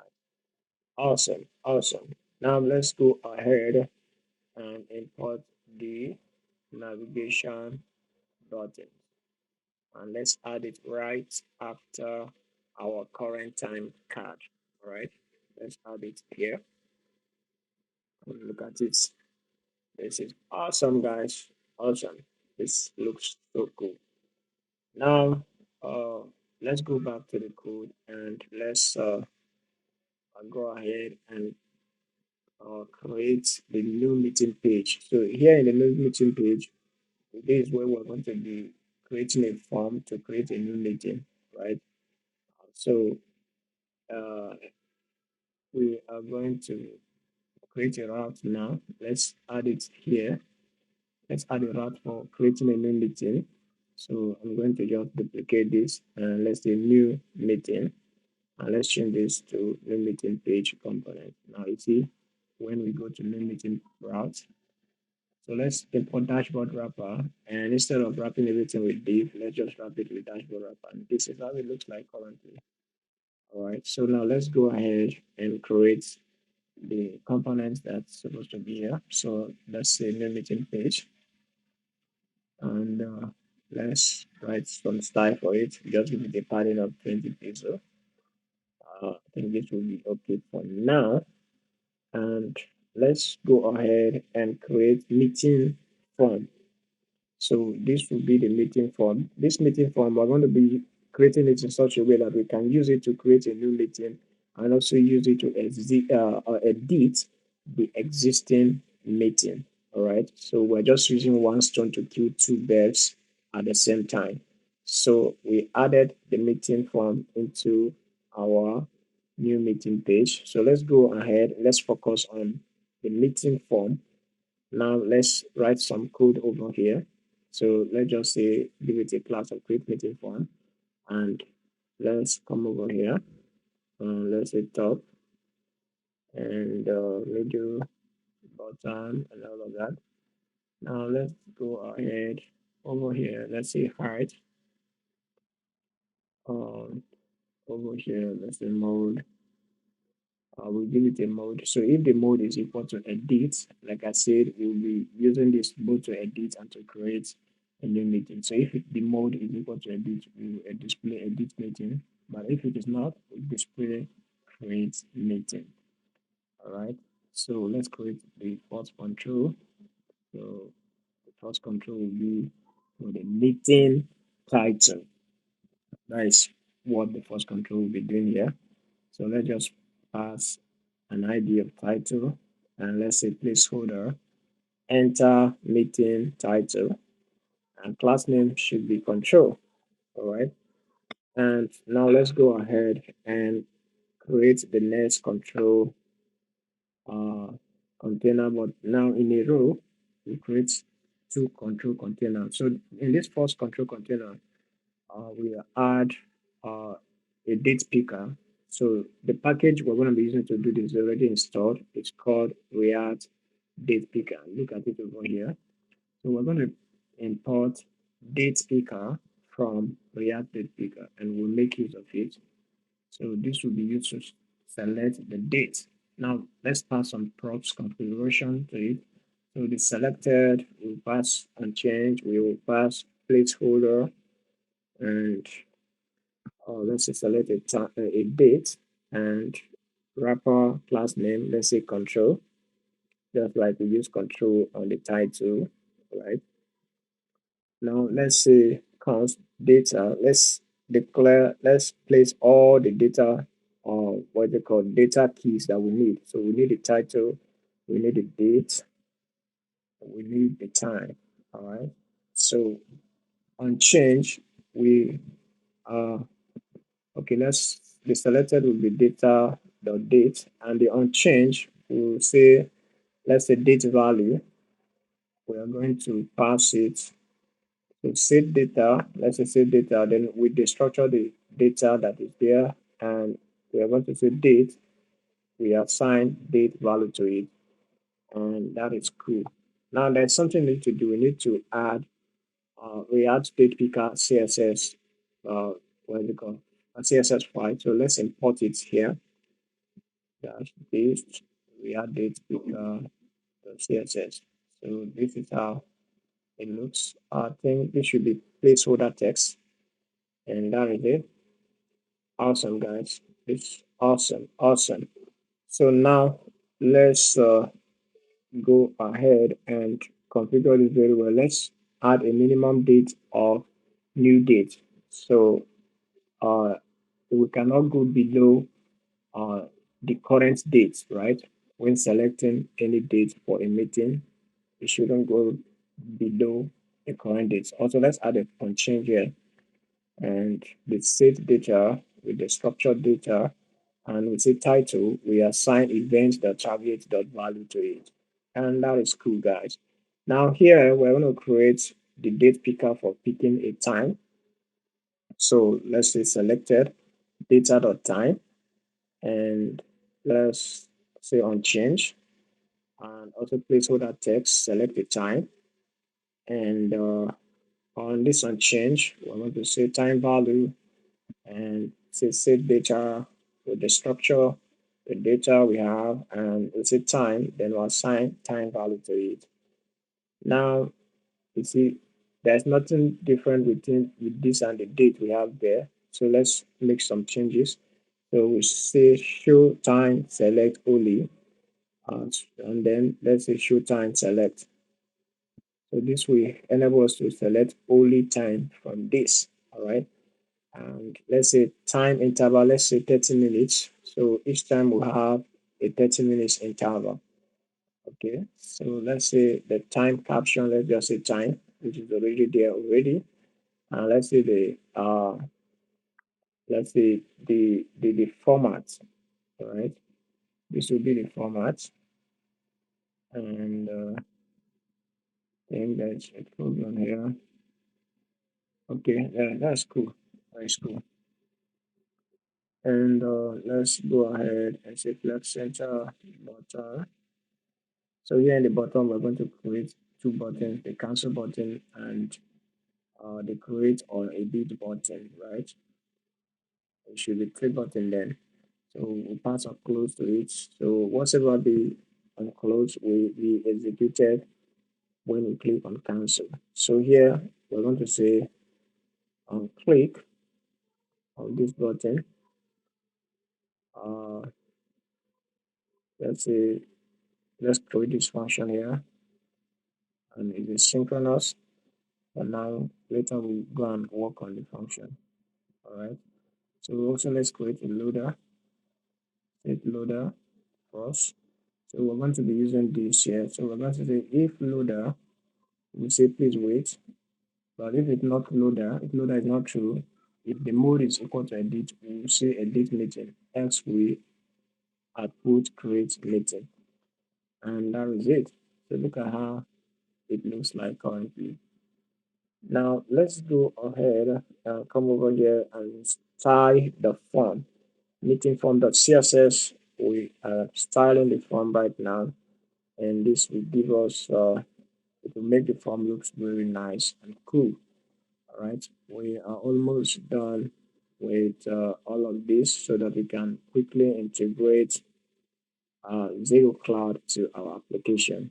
ZegoCloud is very easy to integrate. What takes time in this tutorial is just creating all of these components, creating components for creating meetings, pages for dating meeting and all of that.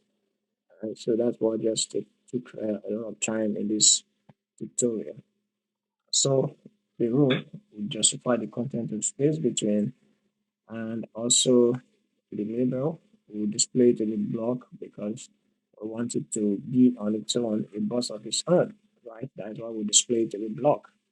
Now, control container or control, right? Let's give it a box shadow of inner glow, and let's also give it a background of BG variant, and border is of 10 pixel, also transition or transition. And let's do it, let's start the bottom. So here in the bottom, we need to add label to time. Let's add a label to this time. So let's say label and we'll say time, right? Yeah, this is cool, guys. This is cool. Now, um, yes, this is awesome. All right. Okay. So let's go ahead and start our React date picker. Let's start it. So React date picker, and then the time okay, so position it, we'll give it a background of BG variant one, and color or color text. We make it important so that it will override whatever style that it has previously or it has in its CSS file. All right, now let's see background filter below 100 pixel, and see how it looks like right now. But some of the text there is black and it's not looking nice. So let's go ahead and style all of those things. So they, and also selected, let's add two dash, and also that goes to time, and list item selected, and give it a background gradient one. So the one that has selected on it, the one that is selected will give it a background gradient one of a background. All right, and also let's say we add disabled, the one that is disabled, we give it color meter. All right, make it important, and this is how it looks like. Now let's also select all right, and let's on hover we change the color to dark if it is on dark mode, and that is it. Can you see this? This is awesome, guys. Awesome, awesome. There's a mistake here. Let's yeah, all right. This is looking awesome and looking good. So now let's console log our data. So let's enter some data. All right. See. Okay. All right. Now let's go ahead and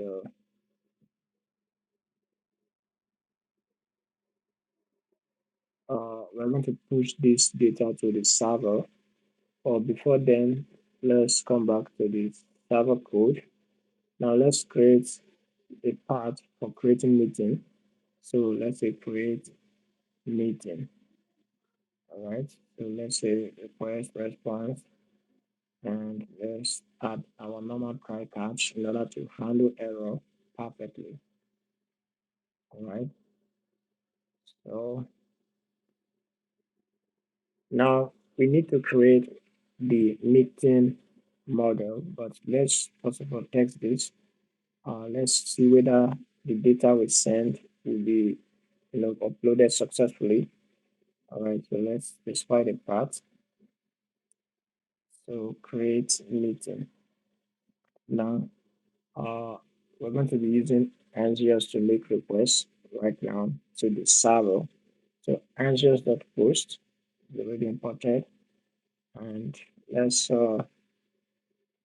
pass the data and the configuration, the authorization.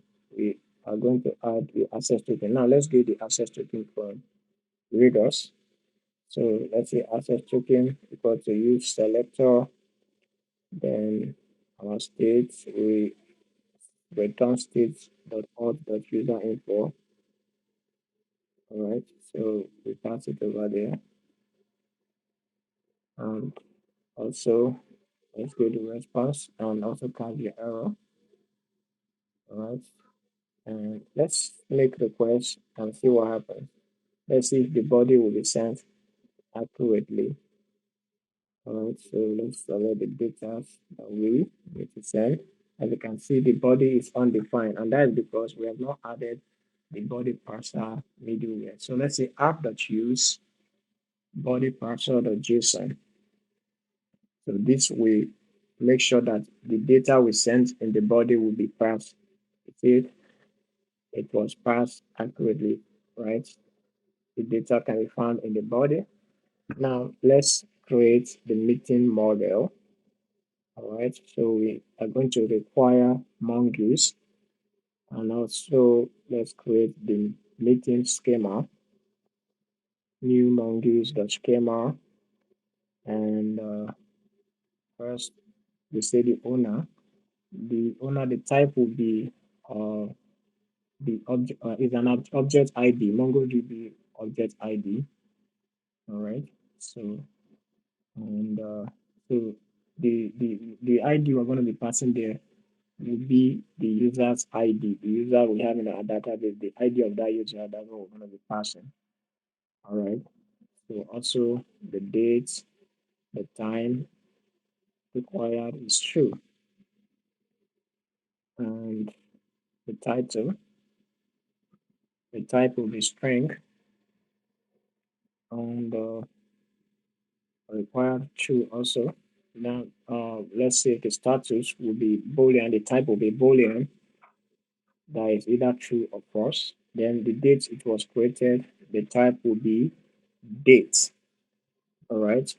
Now, let's go ahead and populate the user reference. So as you can see there, we have a user reference. So when a user is finding, when we are finding data, we want to populate that user reference, right? We want to get the data from user collection and populate our owner, right? So this we do that. Also add next here. Now let's export mongoose.model. Then let's say meeting. There is a meeting collection. All right. We pass our meeting schema. And that is it. Let's come back over here. Now we need to get the data that was sent from our body, from the body. So send the title and the date and the time.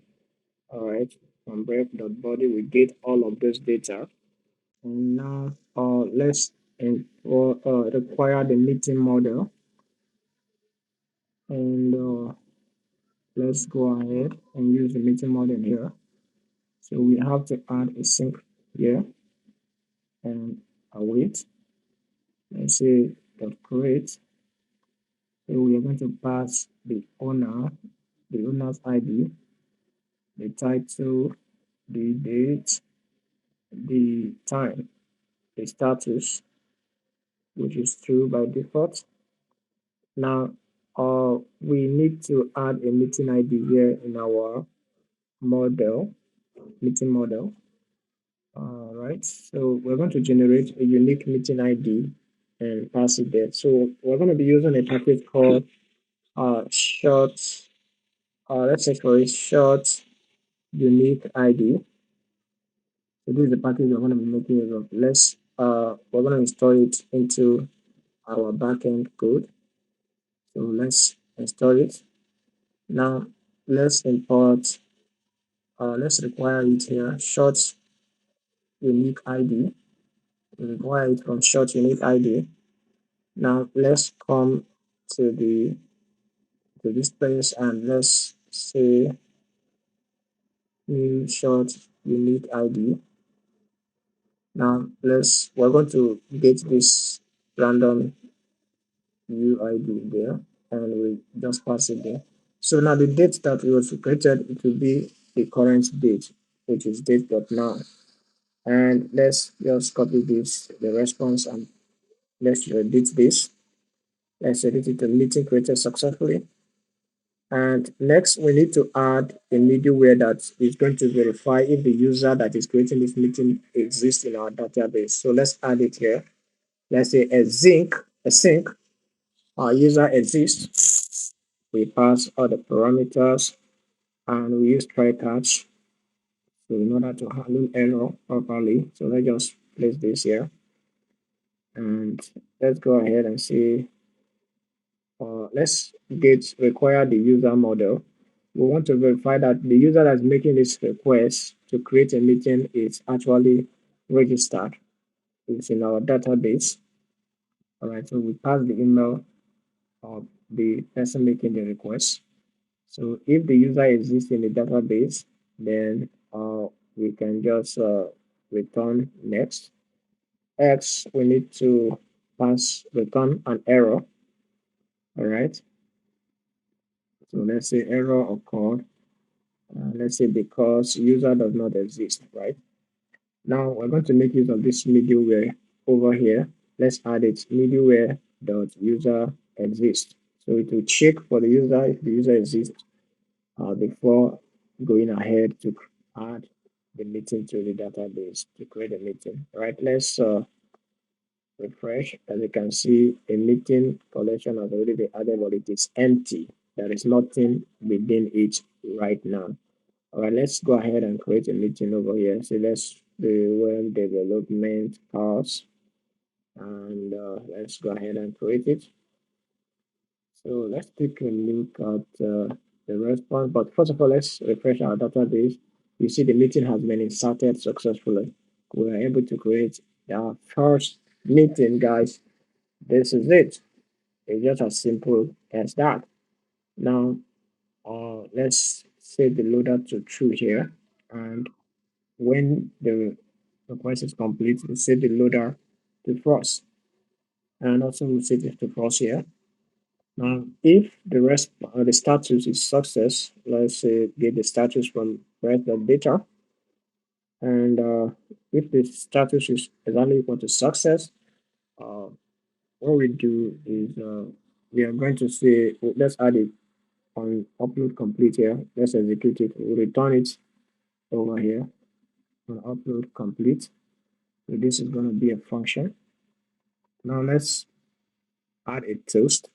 If there is an error that was encountered, we add a toast of error. So we're going to pass the message and the configuration will be position top right. Okay. Now let's go ahead and test this out. But before then, let's make sure everything is in place, right? Uh, Now let's come over here. Let's pass in what's it called? Let's pass in value to the props we created. So first is on close. On close, we're going to just execute navigate -1 so that it will return to the previous page before that it was before going to the create meeting page. And also on upload complete, the same thing should happen. All right, now let's go ahead to click on cancel. It goes back. Now let's go ahead and try to create a meeting. See, it's telling us that those data was not provided, like the time, the date, they were not provided, and that's why that error pops up. Now, here again is an error. this error is because we didn't uh, add this here, right? Now, also, if the access token, we are going to execute this only when the access token is set, right? Um, Now, let's make a request. See if there's no value on it, it train us this error. So let's everything is perfectly in place. All right. So I think we are done with this. Now let's go to the meetings. Let's create a new page called meetings page. So we create the index.js and also meetings page dot css.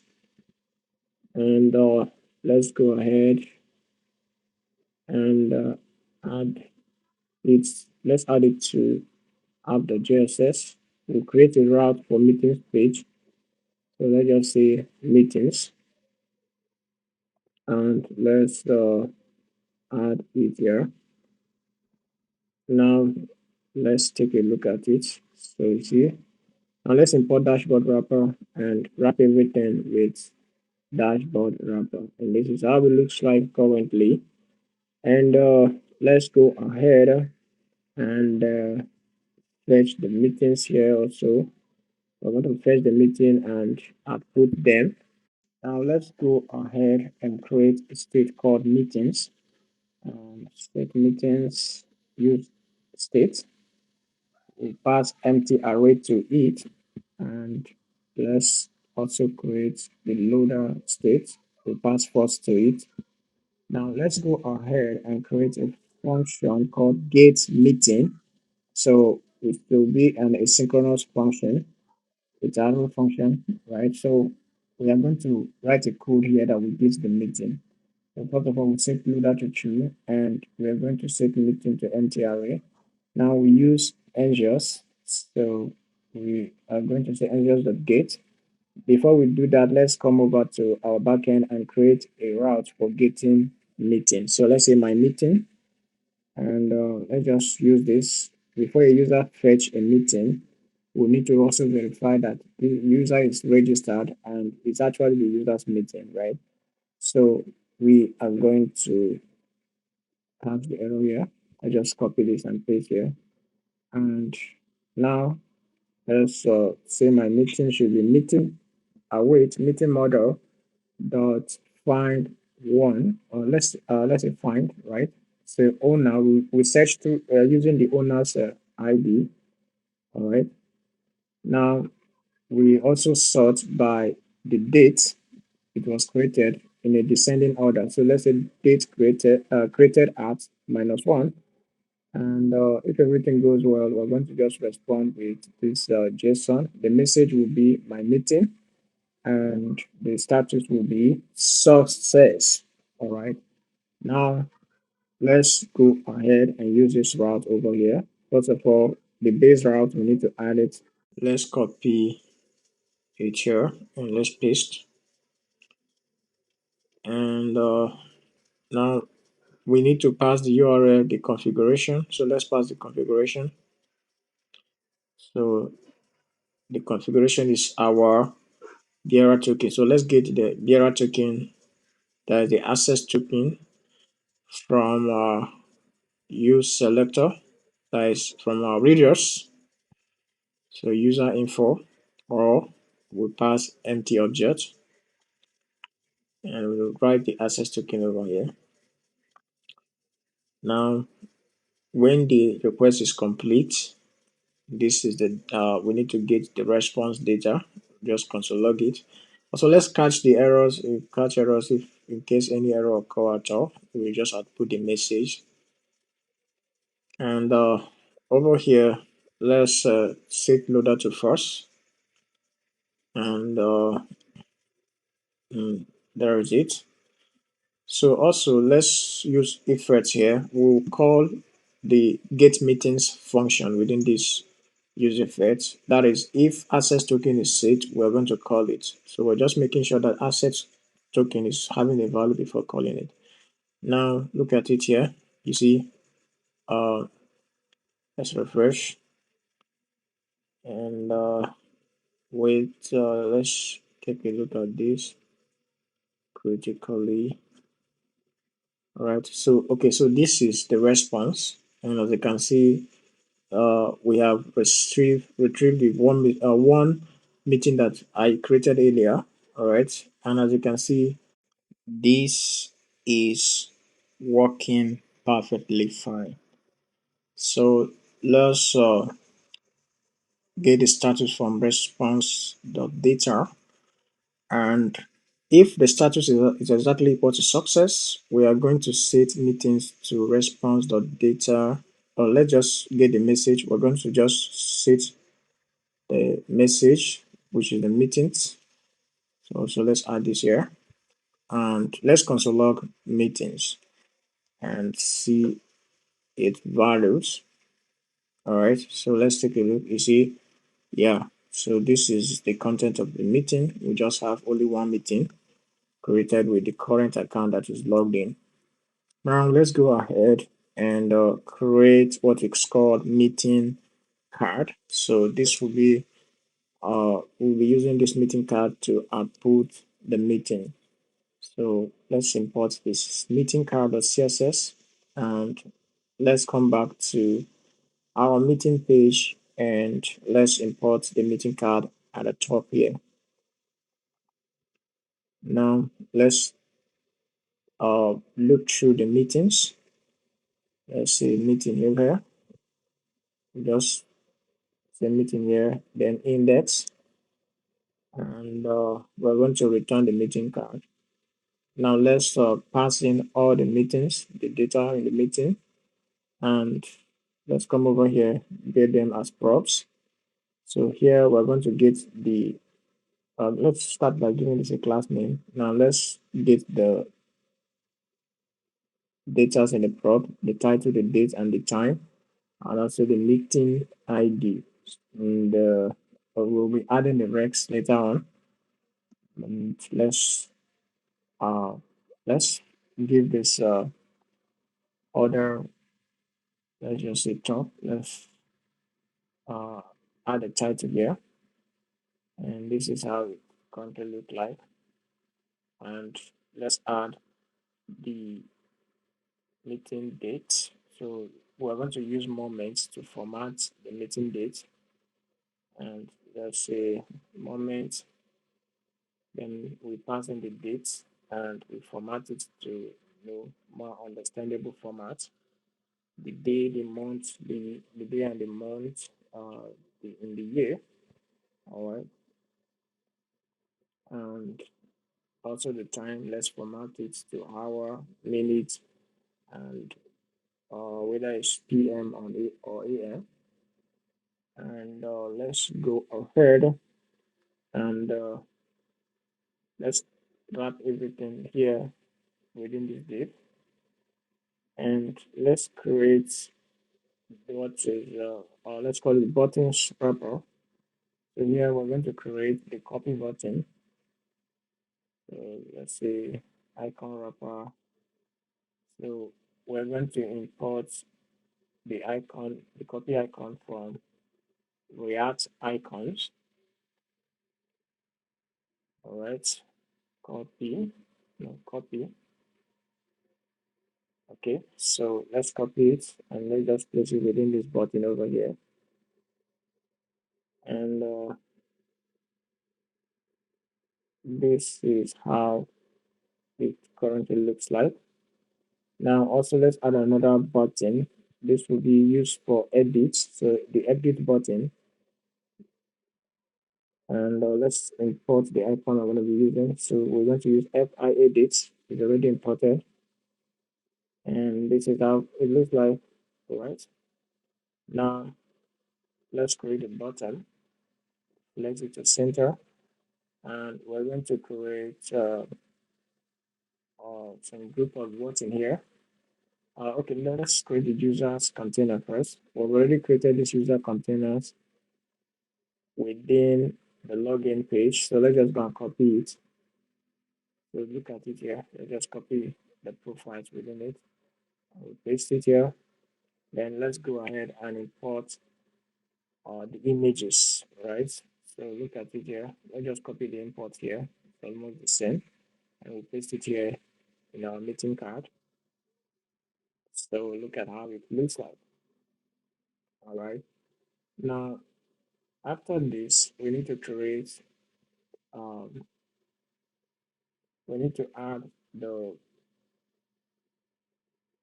uh, let's, uh, uh, let's just use meeting date. We need to add some buttons. So meeting date, we're going to format it to this. All right. So let's copy the meeting date and use it in our if statement. So if the meeting date is equal to the current date, so moment also format it to be exactly the same with meeting date format, right? So if their meeting date is exactly the same date with the current date, then we're going to put this button, which is join. Also, we're going to be adding two. So let's get the meeting link. So for the meeting link, we need to get the root domain, and also the meeting ID. Okay, let's add join here and forward slash. All right. And then we can use this meeting link and paste it over here. Okay. And let's go ahead and give it a class of btn and primary and blank so that it will open in a new page. Else, if meeting date, we are going to say if it is before the current date with the same format, uh, then we need to do something. We need to output this ended. So if it is before the current date, it means we need to say that the meeting has ended. But if it is after the meeting date, then it means the meeting is upcoming, right? So let's output upcoming here. Upcoming. X, nothing. And that is it. So this is how it looks like. And as you can see, we have joined there because the meeting date is as the same as today, right? Now, let's come over here and let's create the copy functionality, right? So to copy, we say navigate the clipboard that writes text. So here we're going to add everything that we want to be copied when the user clicks on this button. So we want the title to be copied, also the date. We want the date to be copied. That is the meeting date. All right. So give it that format. And the title, the time I mean to say. So we also need to format it to look good. Yeah, that is cool, guys. And also the link, the meeting link. Let's plus meeting link. Okay. Now, we are going to add a toast to this so that a message will pop up. A message will pop up when the user clicks on that button. So let's add a toast. Let's say toast that. Let's say toast the success.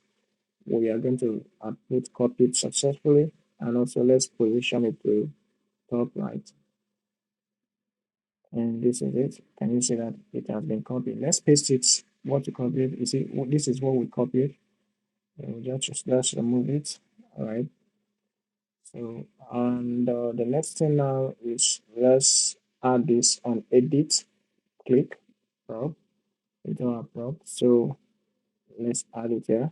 So when on edit click, when this button is clicked, on edit click will be executed and we'll pass the props that we receive to it, but we're going to edit the date to a date format and also the time format, right?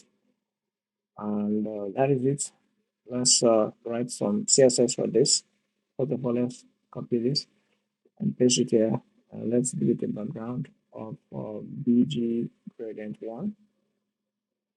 So let's give it a box shadow of inner glow. And padding of 30 pixel and border radius of 30 pixel, margin of 15 pixel, top and bottom, and left and right is 0 pixel.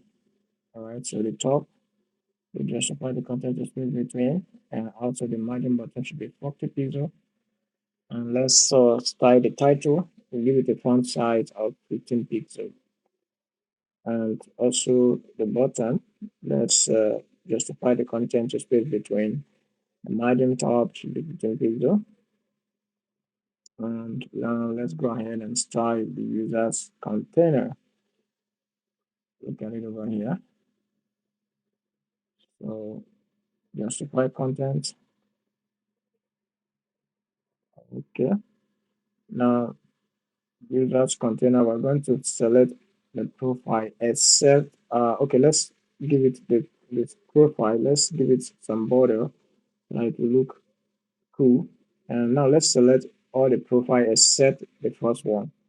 So let's say not first child, and let's margin left. All the other one will have a margin left of -30 if you accept the first one.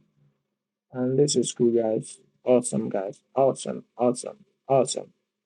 Now let's go back to our code and let's implement uh, this edit functionality of the game.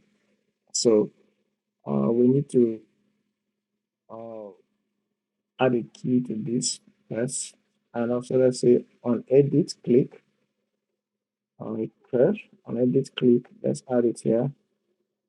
So we are going to receive all the data here, the meeting data, and let's set it to um let's create something here. Let's import the meeting form. We're going to be placing that in meeting form, but let's create something called view meeting form. Set view meeting form. Let's assign false to it by default. So we're going to say if view meeting form is true, we're going to display the meeting form in an overlay. It is going to be inside an overlay. All right. So now let's say meeting form, and let's say the mode will be edit. Also on close, we're going to uh, set the view edit form to not view edit form. All right. So now let's go ahead and open the meeting form. Let's add preload props, and if preload props is set, we're going to populate the our data state with the preload data, right? So if it is set, we populate the data with that, the preload, all right? Now, okay, also here, we need to specify the API route for editing. So if the mode is equal to edit, we change the API route to this, let's say edit meeting, and we need to pass the ID of the meeting we want to edit. Now let's head on and let's supply the preload. Let's create a state called preload within this our meeting page. So by default it is null, right? So let's come over here. We're going to set preload the meeting data, all right? And also we are going to view the form, all right? So here we're going to set preload to null when closing the form, right? So and also when the upload is complete, we also uh, guide the form and set preload to null and also get the meeting, refresh getting the meeting. All right, look at it here. And let's make sure that everything is at the top and it looks awesome. So let's select this and let's first of all give it a Z index of 2000 and also display the place, align the item to center, justify the content to center. So this will make it stay at the top. all this. Now also let's style this meeting page, giving it a padding of 20 pixel, and this is cool. The margin should be auto, and that is it. So you see, you can view it and close it. Now let's come over here and create a route for editing a meeting. Here is our backend. So edit meeting, and let's change this to meeting. Okay. We're going to verify the user actually exists before we give the person access to edit the meeting. And let's use try catch. Now let's just place this here. Now we're going to say ID, right? If it is equal to that. Okay, so the status now requires the body, and we're going to wait meeting model dot find one and update. So we use the ID of the meeting and we edit the data accurately. All right, and also we respond with this meeting edited successfully,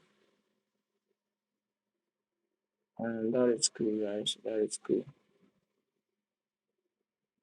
Okay, so this is it. This is it. All right, so now we pass the preload here, and let's put the preload and see what happens. So let's check the console. You see, whenever we click on edit meeting, you see the content of the preload is the meeting we want to edit. Can you see that?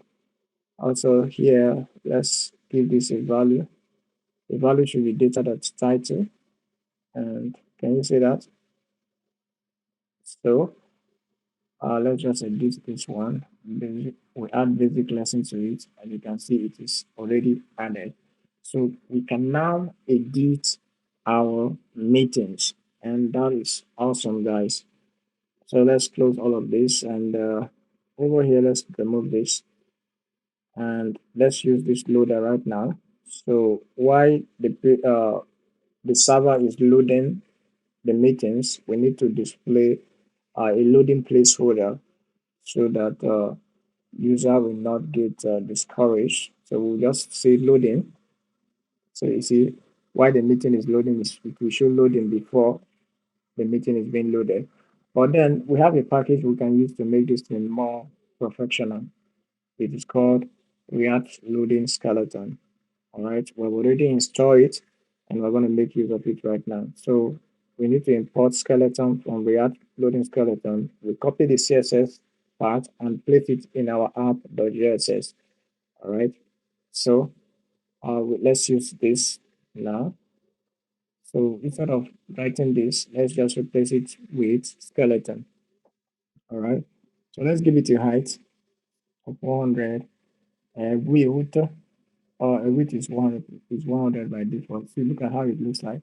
So now let's give it a border radius of 10, and let's also look at it. Let's also give it a count. We want it to be like 4 of them. All right. So let's give it a style. We'll just say margin bottom at least 10. All right. Can you see that? Can you see that? That is cool, guys. That is cool. All right. So, but the problem now is, you see, it's using white background when we refresh in that thing. So let's change that narrative by wrapping the application with this skeleton theme. So let's import it here, skeleton theme, and we're going to wrap the whole of our application with skeleton theme, and we supply the base color and highlight color to it. So look at it now. So the base color now, let's apply it. But then we need to get the current value of our team from Rudolph. Remember, we added the current value of our team to Rudolph, right? So let's get it. .out.team. All right. So we are going to use this in if statement here. So if it is equal to light, Then we're going to use this color as our base color. That is white color as our base color. Else we're going to use color that's much more darker as our base color. Also the highlight, I'm going to be using that also. If it is equal to light, we use uh, base color F5, F5. Okay, and look at it. And you see that you see if it is on light mode, it's use dark color. If it is on white mode, we use white color to uh, load. That is awesome. So look at it now. See, this guy has not created any meeting.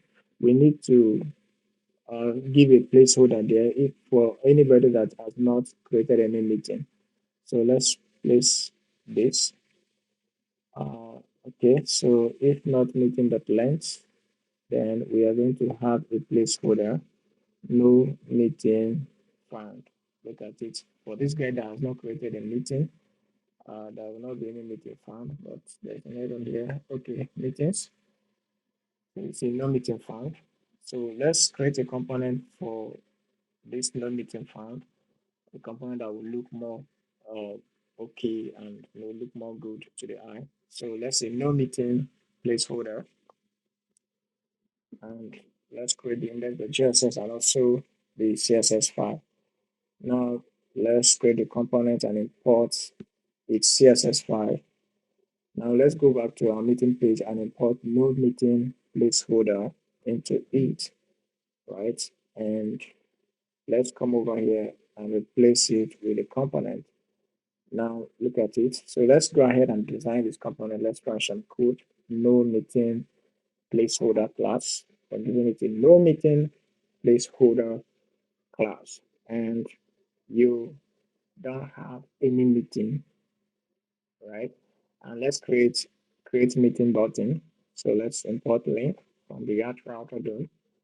And let's say to okay, let's say create meeting. And the two, we're going to redirect the user to new meeting page where the user can create a new meeting and also give it some class. Look at it now. So let's write CSS code. So we select this and we go by giving it a background of EG gradient 1 and give it a padding of 30 pixels. Also, the text align should be center and margin 30 pixels left top and bottom. And left and right should be 0 pixels. Bottom is 15 pixels. Okay, now the BTN, let's make the margin but top to be 40 pixels. Can you see that? So for those that don't have meeting yet, this will be the placeholder that will show. And that is cool, guys. All right, so let's log in with the account that has meeting created. This is it here. So we just have only one meeting created here. And you can even edit the meeting. That is cool, guys. That is awesome, guys. So let's go ahead and see we're making some changes and the changes is appearing so cool. All right. So um right now let's go back to the code. Let's close all of this and let's go ahead to our home page. So we're going to create meeting list component. Here we're going to list the meetings, about 3 of them in the home page. So the code I'm going to write here is going to do that. So let's go ahead and create a component and let's import meeting list.css into our component and let's import it into our home page and right inside the right column we place it there. All right, so come over here and let's copy this code we have written inside meeting page to fetch meetings. So we'll copy everything and we'll paste it here. Let's just make some changes. We'll remove all of this and I think that is cool. That is cool. So this will get the meeting for us. We don't need to be writing the code from scratch anymore. All right. So let's say class name meetings list. Let's give it a header, main title, and let's go ahead and say at the bottom here we're going to use loader, and we are going to display a skeleton while the meeting is being loading. Give it a style, margin button, then all right, let's just break everything so that you can see it clearly. All right, so here let's load the meeting. When the meeting is ready to be loaded, to be shown to the user, just say meeting and the index, and we are going to only display uh, 1 to 3 of meeting. So when our index is less than 3, we'll display the meetings. So let's pass meetings, meeting, and let's give it a key so that React can differentiate. Um, this is there's an error here. So let's import use state, use effect. Also, SGLs need to be imported. Most of the things we use here, I just copied and paste. So, and forgot to import all of them. That's why we're having the error. All right, so this is it. So, can you see that? Let's come over here, and we're going to add something here. So, for uh, if it is if the length of the meeting is more than 3, then we'll just display view more button, and we redirect the user to the meetings page. All right. So here we actually don't need this. Let's remove this. Just the meeting dot length. All right. And also let's display the no meeting placeholder if the user has not created any meeting yet. So no meeting placeholder. All right. So it's everything is imported. All right. Let me see that. Let's log out of this account and let me log in with this account, which you see we have not created any meeting because this account has not created meeting yet. All right. So this is cool, guys. Awesome. So let's move on. So here in the home page, we okay. Let's create another page called profile page. As the index JSS and also this. So we create the we import the profile page .css, and let's create a route where we are going to create a route for it, which is profile, and replace profile page. Let's import the profile page here, and this is it. Let's import dashboard wrapper and wrap everything up with dashboard wrapper instead of the div we just have there. All right, so let's copy this and let's replace the div with dashboard wrapper. And this is what it looks like. All right, so let's go ahead and we are going to now uh, create. I discovered that this is too big. Let's reduce it. The main title of this menu list is too big, so let's reduce the size to 18 pixels is okay. And this is how it looks like right now. Okay. Now let's continue with our profile page. So here we create the user container and we create a profile. Let's get the profile picture from our readers, from the readers. So we're going to return the user info. All right, or empty object array, display the name, get the display name, email, and the photo URL. So here we create image and we pass in the photo URL. And let's display the username in place of the image if the image did not display. And we display this name, also the email. And again, let's import the logout button and we'll place it right here. All right. And let's write some CSS code for this page. And then send it preview and the user container now. Let's give it a background, DG gradient 1. Justify content center. And then let's go ahead again. Let's say, look at it. So this is how it looks like.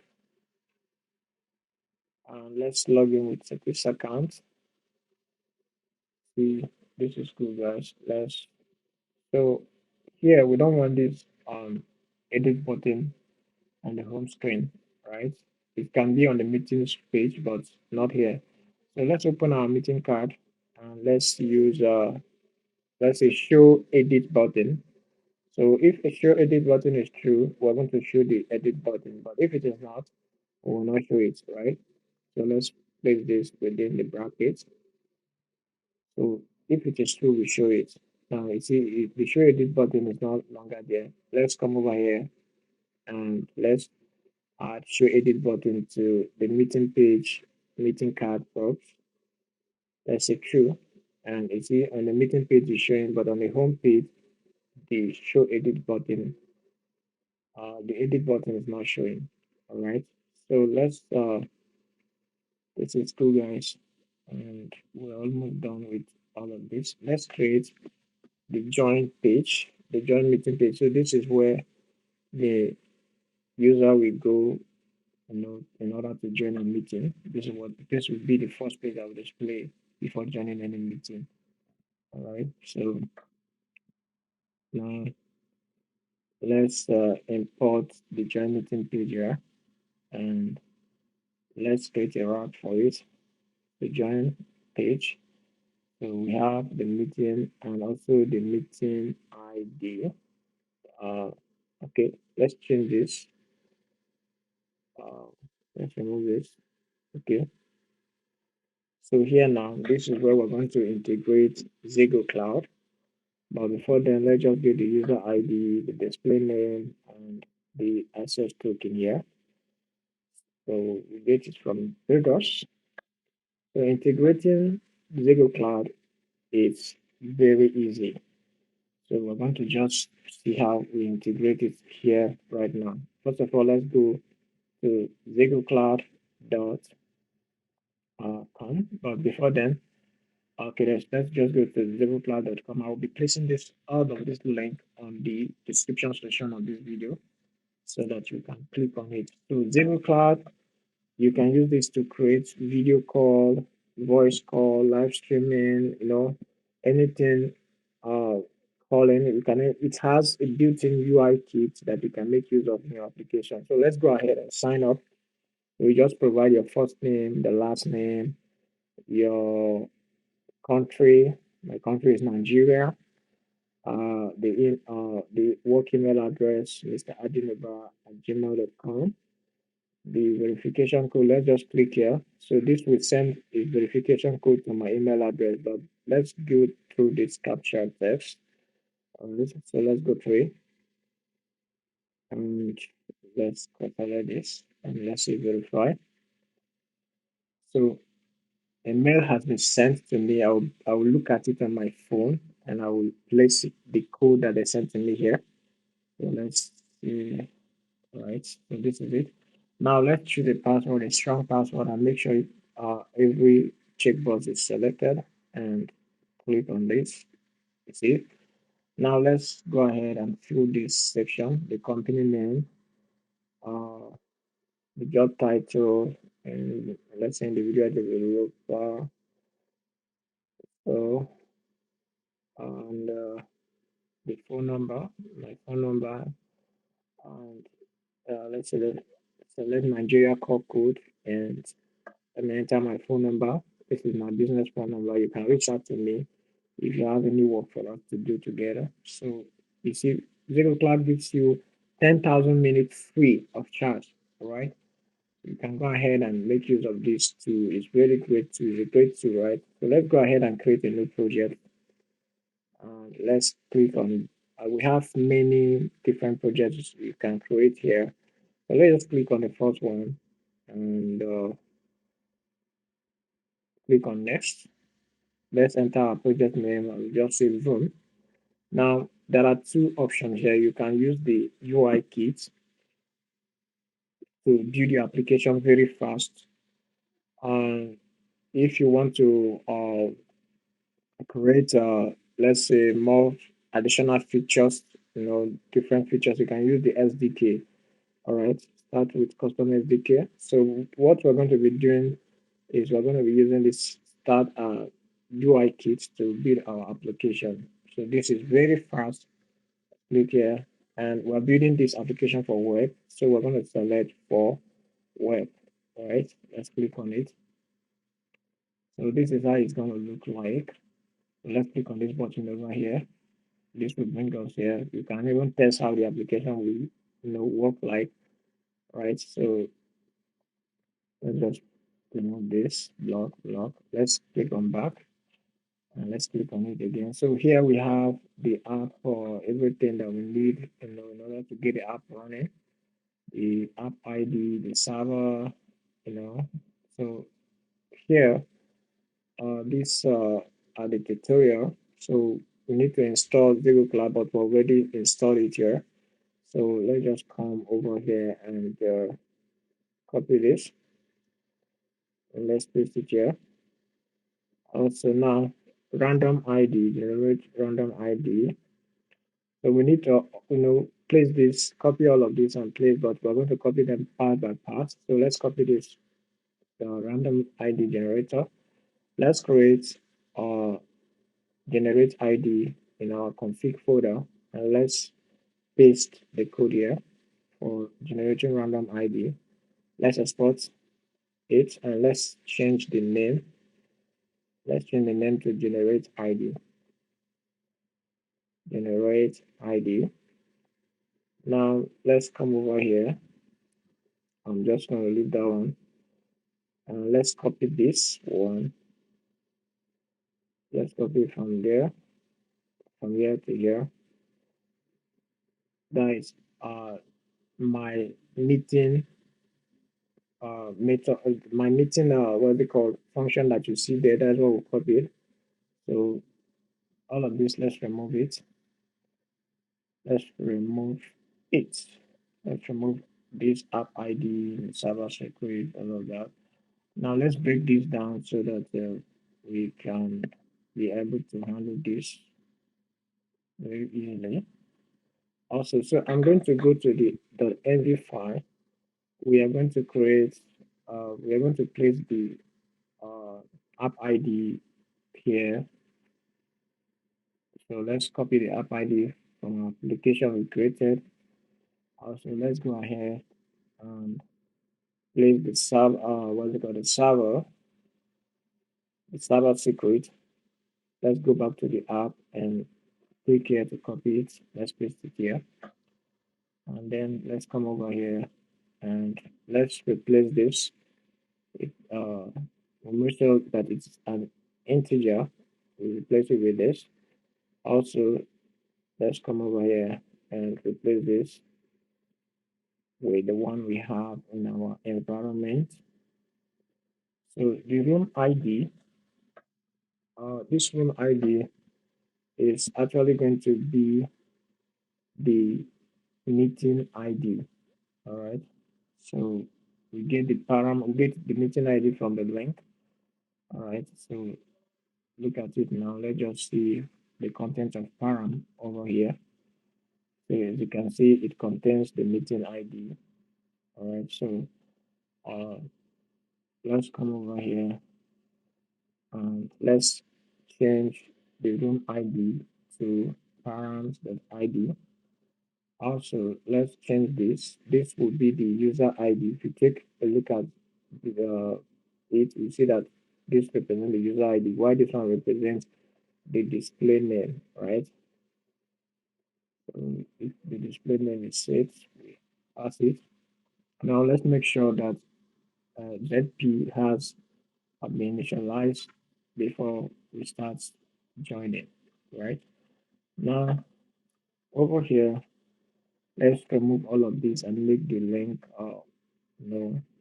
let's make it more cool, right? So let's just say windows.local location, then origin plus then join, and let's call the params of ID.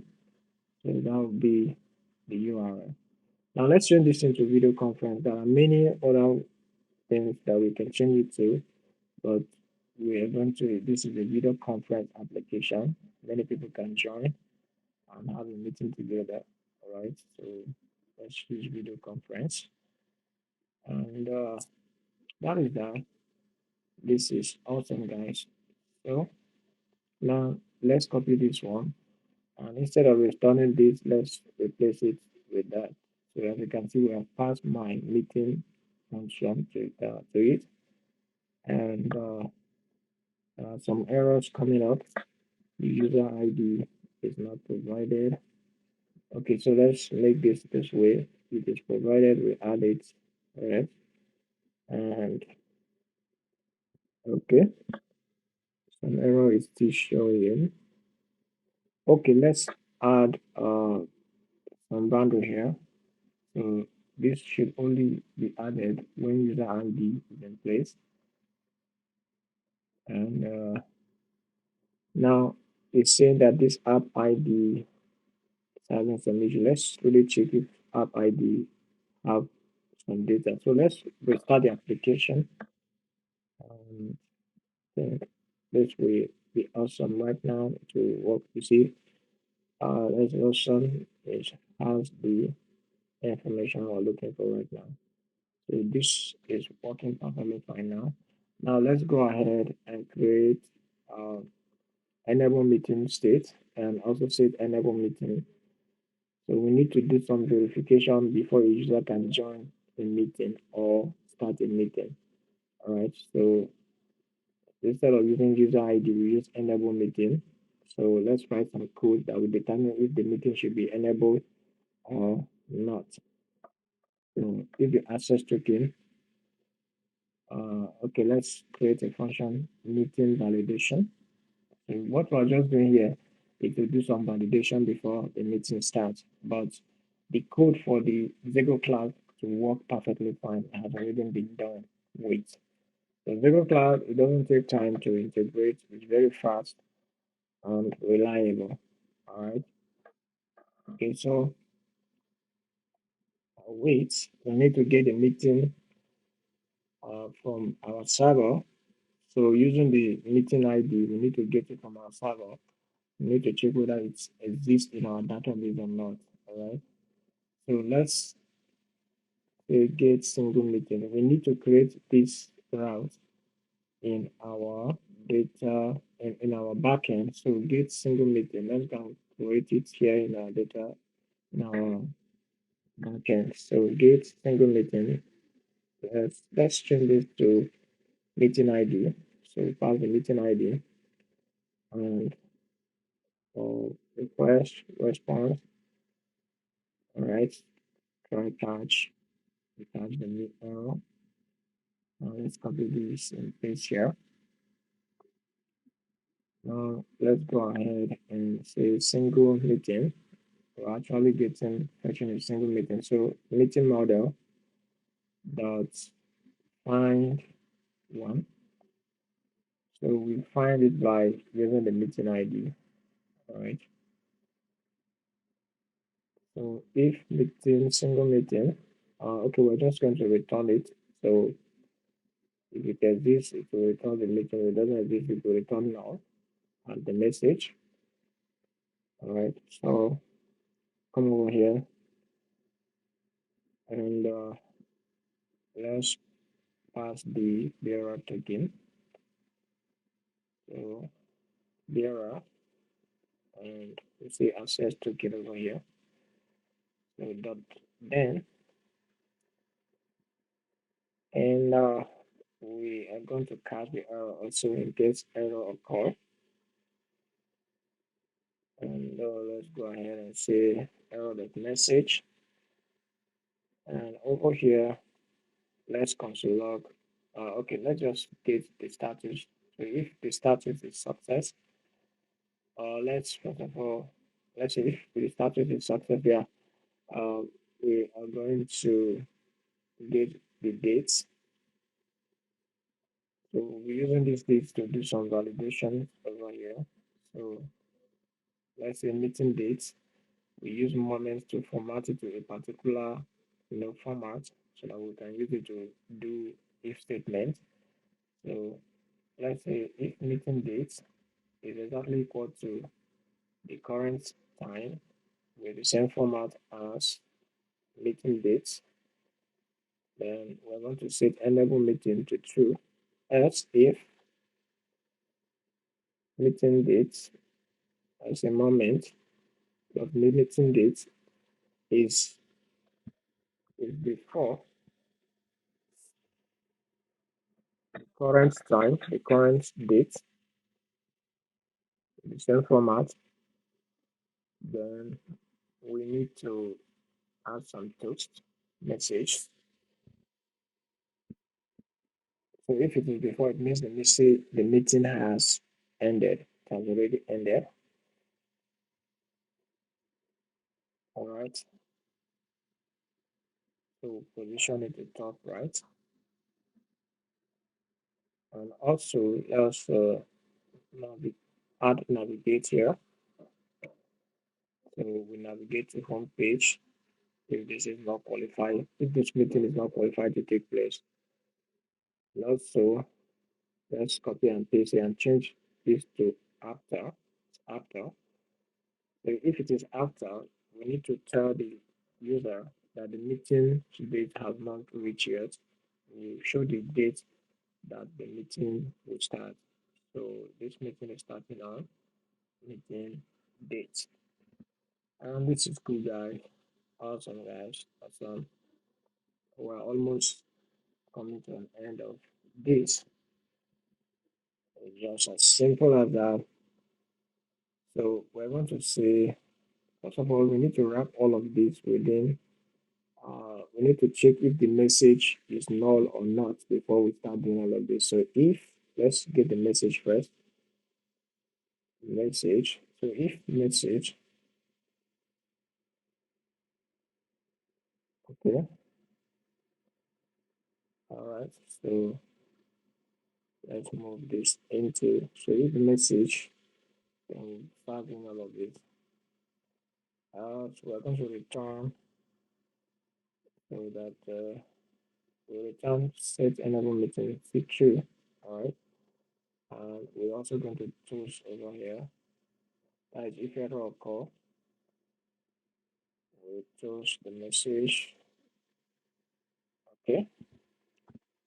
And that is cool. So here now, we're going to execute this function if access token uh, is in place. All right. So that is all. And let's see. All right. So let's join the meeting. So I don't want to show the camera, but so we can just click on join. We can click on join to join the meeting. So you can decide to on the camera and decide not to. All right. Let's create more meetings. Going close. All right. All right. You have created two meetings. So this one is upcoming because the date is after today. Let's click more. Awesome.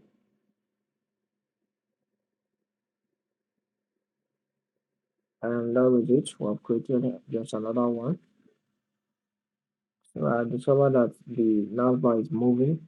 Let's go and stop it from moving up. let's just add top 0 here. It will stick to the top. And we can now have a meeting. So we can, let's block. So here now, when we are starting a new meeting, it's using one particular ID.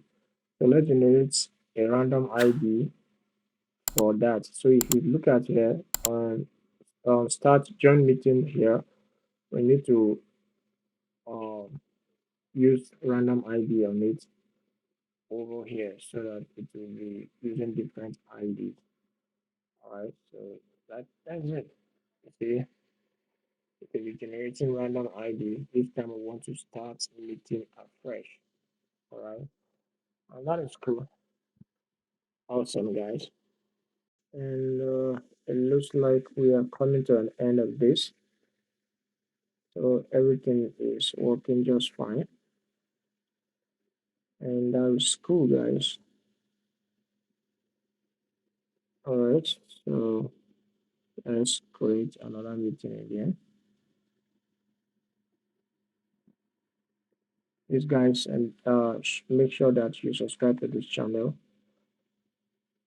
and leave a comment below, guys. So we see. All right. See, the application is very responsive, guys. So, guys, thank you for watching. Leave a comment in the comment section, and also make sure you subscribe to the channel if you're not subscribed. Thank you, guys, for watching. Bye.